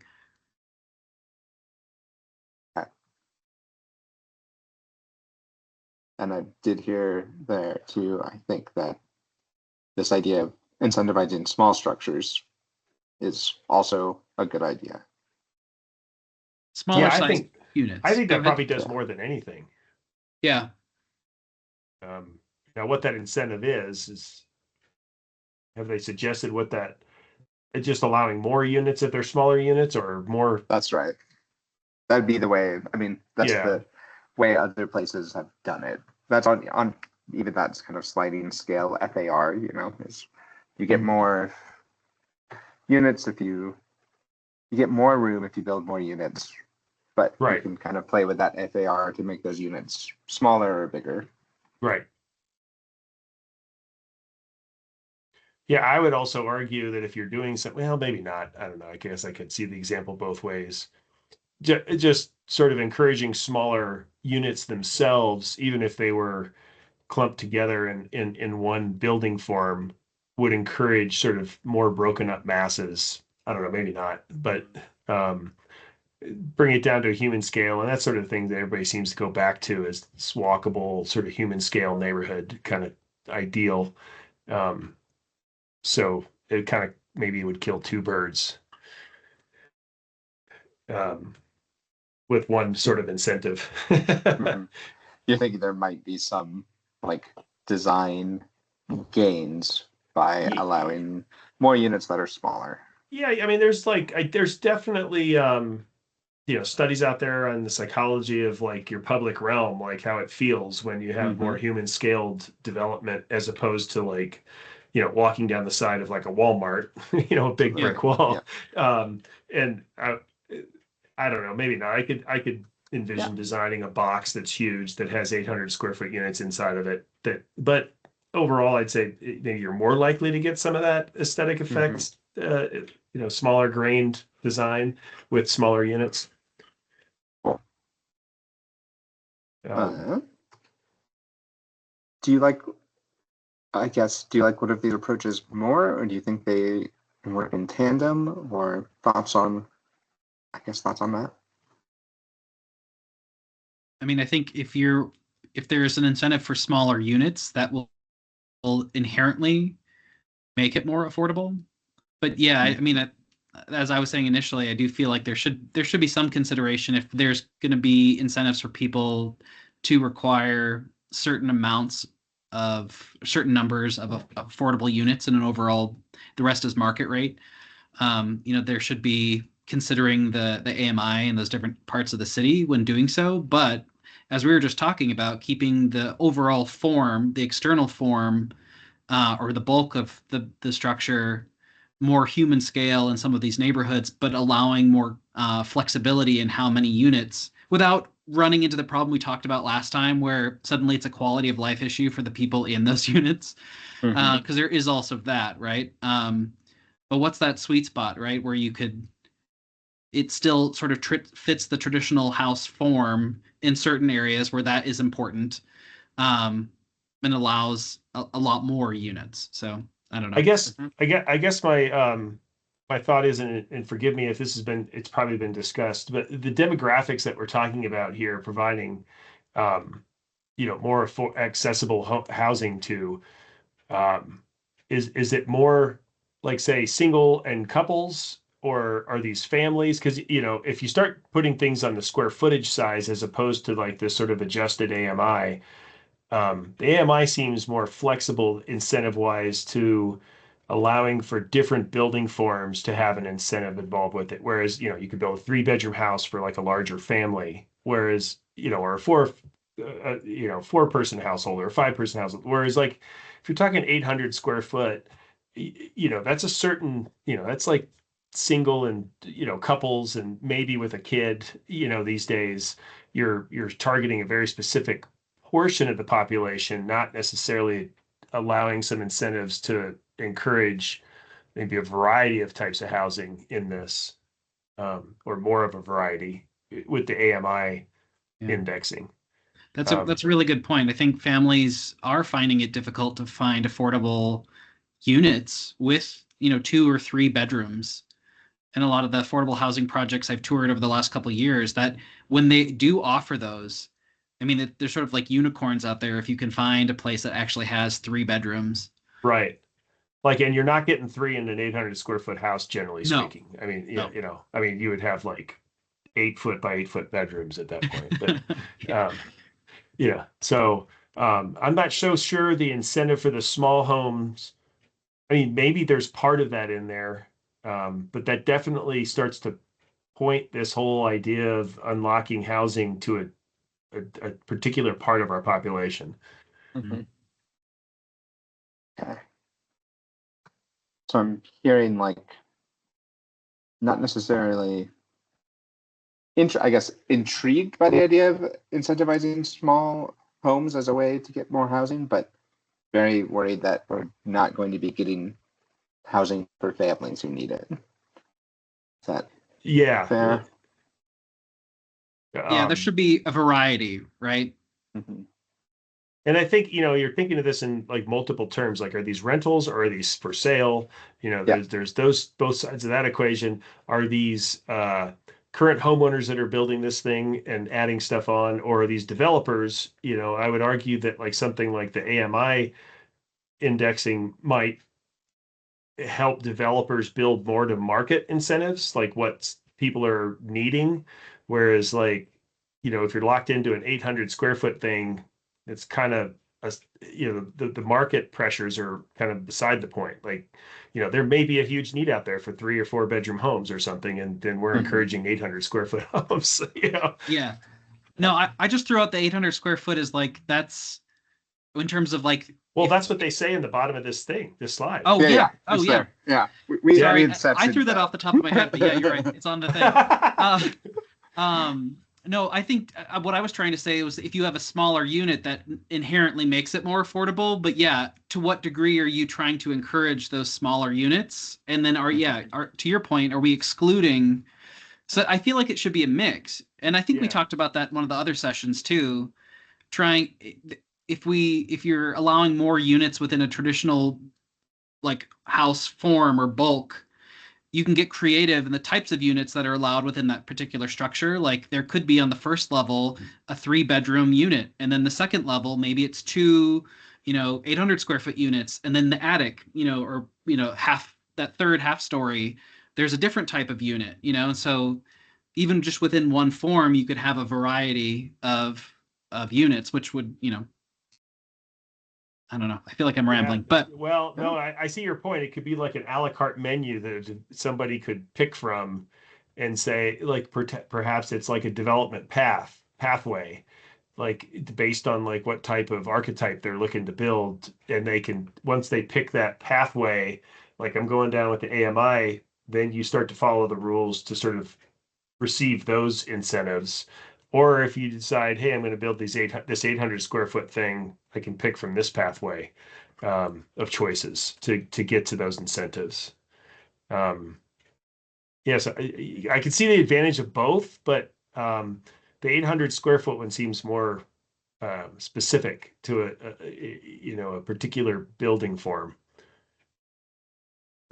On the third question, which we can't see on the slide, but was more about where are there places we should encourage this more, or places that should be off limits? The map they showed was like Blueprint Denver's vulnerability index, which kind of rates different neighborhoods based on how vulnerable they are to displacement, which is like a mix of median income, educational attainment, and amount of renters, I guess, is how that map's put together. But just in general, that's something we've heard.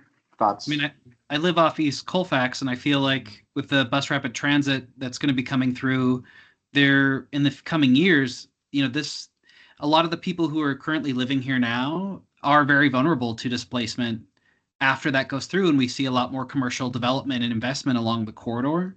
And so how do we keep people who have lived in neighborhoods their whole lives, who want to continue to be a part of that community?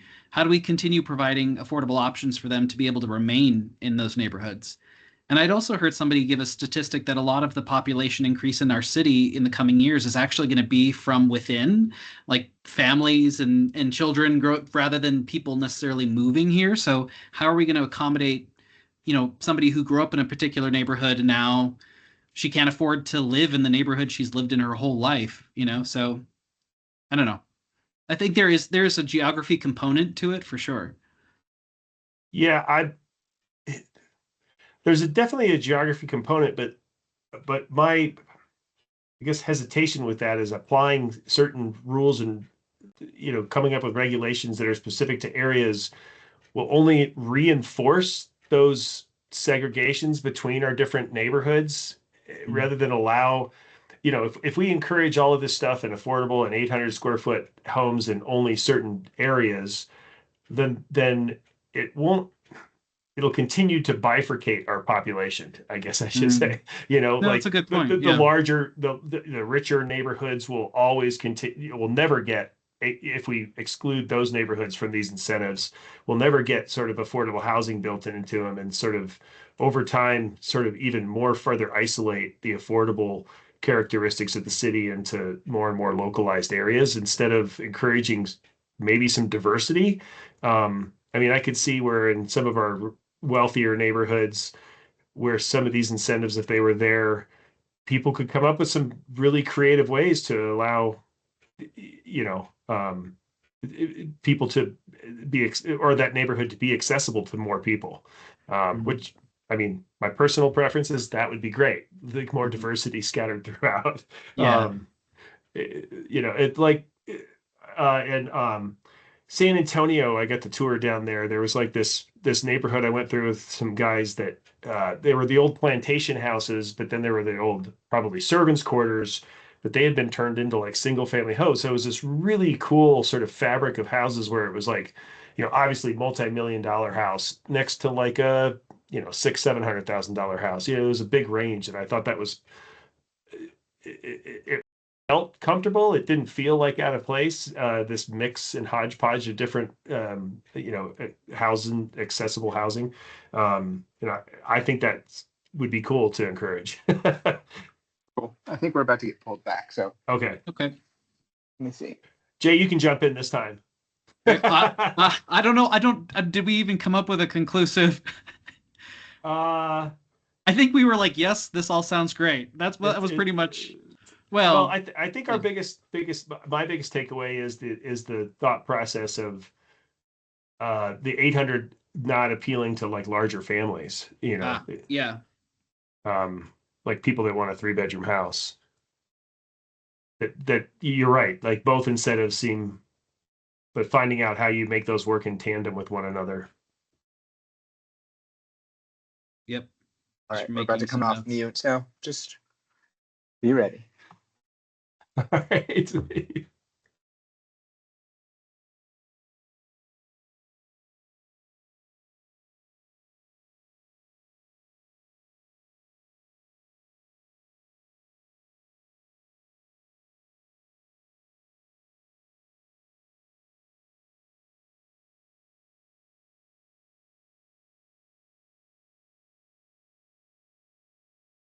Like 80% one unit. So that was all kind of gelling with the proposal. I felt a higher level of congruence on that. Great. All right, middle group, anything different to add? So a couple of points that were different from what's already been shared. When thinking about affordability requirements and incentivizing middle housing by geography, we heard a lot, several folks at the table agreed that location and type of housing also plays a big role in the affordability of housing due to the other costs that come with that housing. So housing in far-flung neighborhoods that is further away from day-to-day needs, there are higher costs for transportation. Houses that are perhaps older and less efficient have higher costs for actually operating the house and heating and cooling it and that sort of thing. So I thought that was pretty interesting feedback. There was not, there seemed to be some skepticism about the idea of just simply requiring, you know, one smaller unit as part of a development as a way to guarantee attainability or affordability.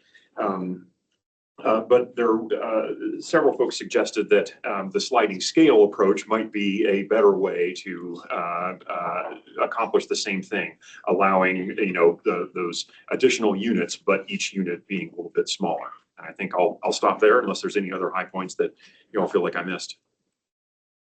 Awesome. How about the A team over here? Table on the left. Bishop, do you want to speak again? I can start.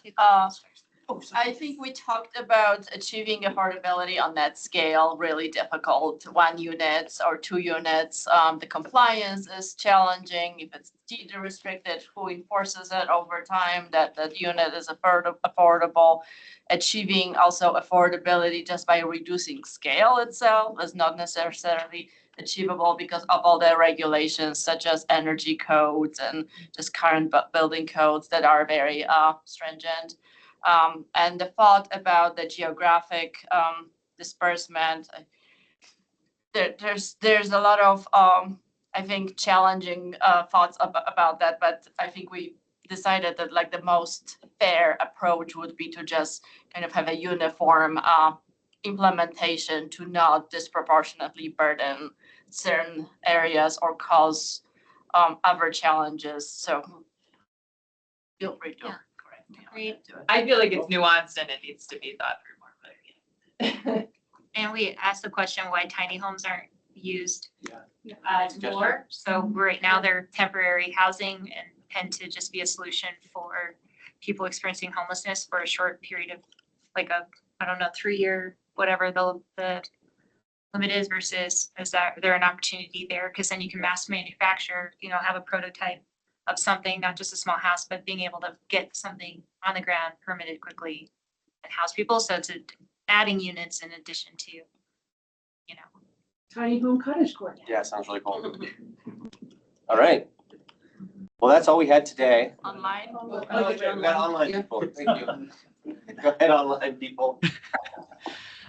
So our group saw value in the proposed approaches, but we did have concerns about the 800 square foot limit that could unintentionally exclude families when we're trying to think about who it is that we're trying to provide housing for. We'd like to see affordability tied to a broader range of unit sizes, so households of different shapes and stages can actually live in these neighborhoods. And then we also discussed neighborhood vulnerability, and while calibrating requirements geographically makes sense, we want to be careful that we're not reinforcing historic patterns of segregation by limiting where affordable families can live. So I think this sort of parrots a lot of what the rest of you were saying, but yeah, nuanced, very nuanced. We're displacing the current families. Yep. Anything else? Love it. Thanks, Jay. Very succinct. Thank you all for this input. We've got a lot of written down comments, and we'll take all of this and we're going to feed it into the work that we're going to do over the next couple months with our consultants. And currently have a meeting scheduled. I'll send out a or not scheduled, but we are very close to finalizing the schedule for our February meeting. We're looking at February 5th, I want to say, but I'll send out an invitation at the end of the week. And at that point, we might have one of our consultants come to speak. And thank you all for being here. Do we all roll on? Are you talking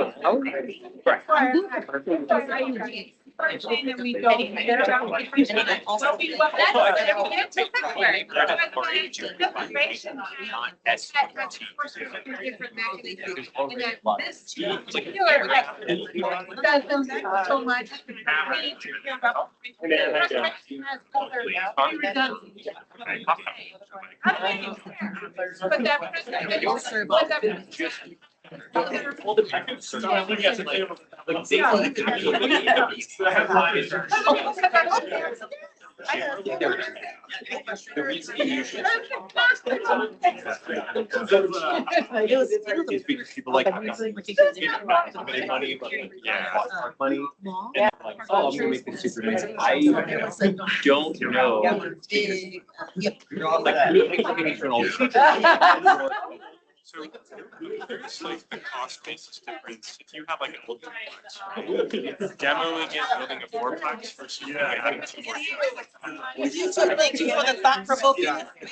That depends on the existing structure. Like, was it well maintained? Do you have plans where you can like build off of integrate a new structure? Yeah. If the all those things. We don't know. Like, we're gonna have to like do partial demos. So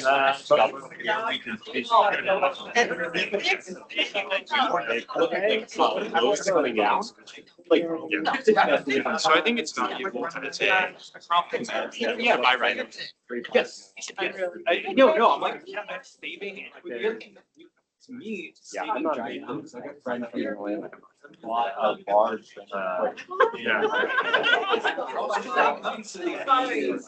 Six units.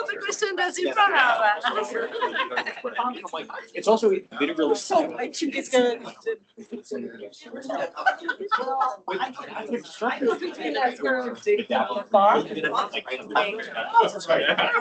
Yeah, no one's gonna want to demo or something like house, like subdivide it. Right. So to me, the point of which it makes sense to data this is when your bar gets smaller. If your bar is. Yeah, let's say. They don't think. Yeah, but things like that, like your bar is higher, like that makes sense, but the idea of is to say a small boost.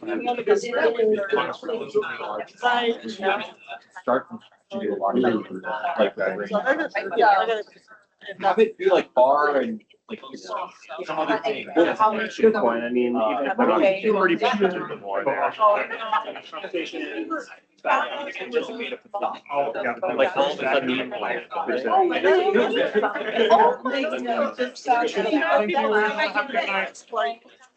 You build a new wall behind it and you're like, look. So. Like,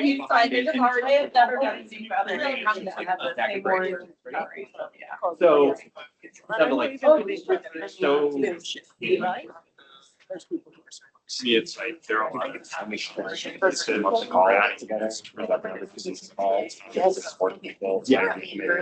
Yeah. I think that would be good, yeah, like Joel said. Yeah, that's so Yeah, I mean, but to me, it's, if we allow fourplexes on every block. Maybe not. Thank you so much. Yeah. Maybe people will come in and like a big deal. And be like, yeah, I don't think there's no unit, anything like that. Funny, it's just like. And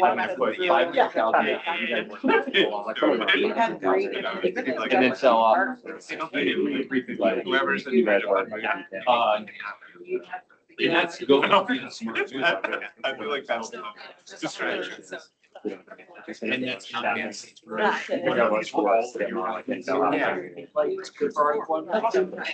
Yeah. Okay, we should have called that. Yeah. And I I guess, I saw you. Oh, yeah.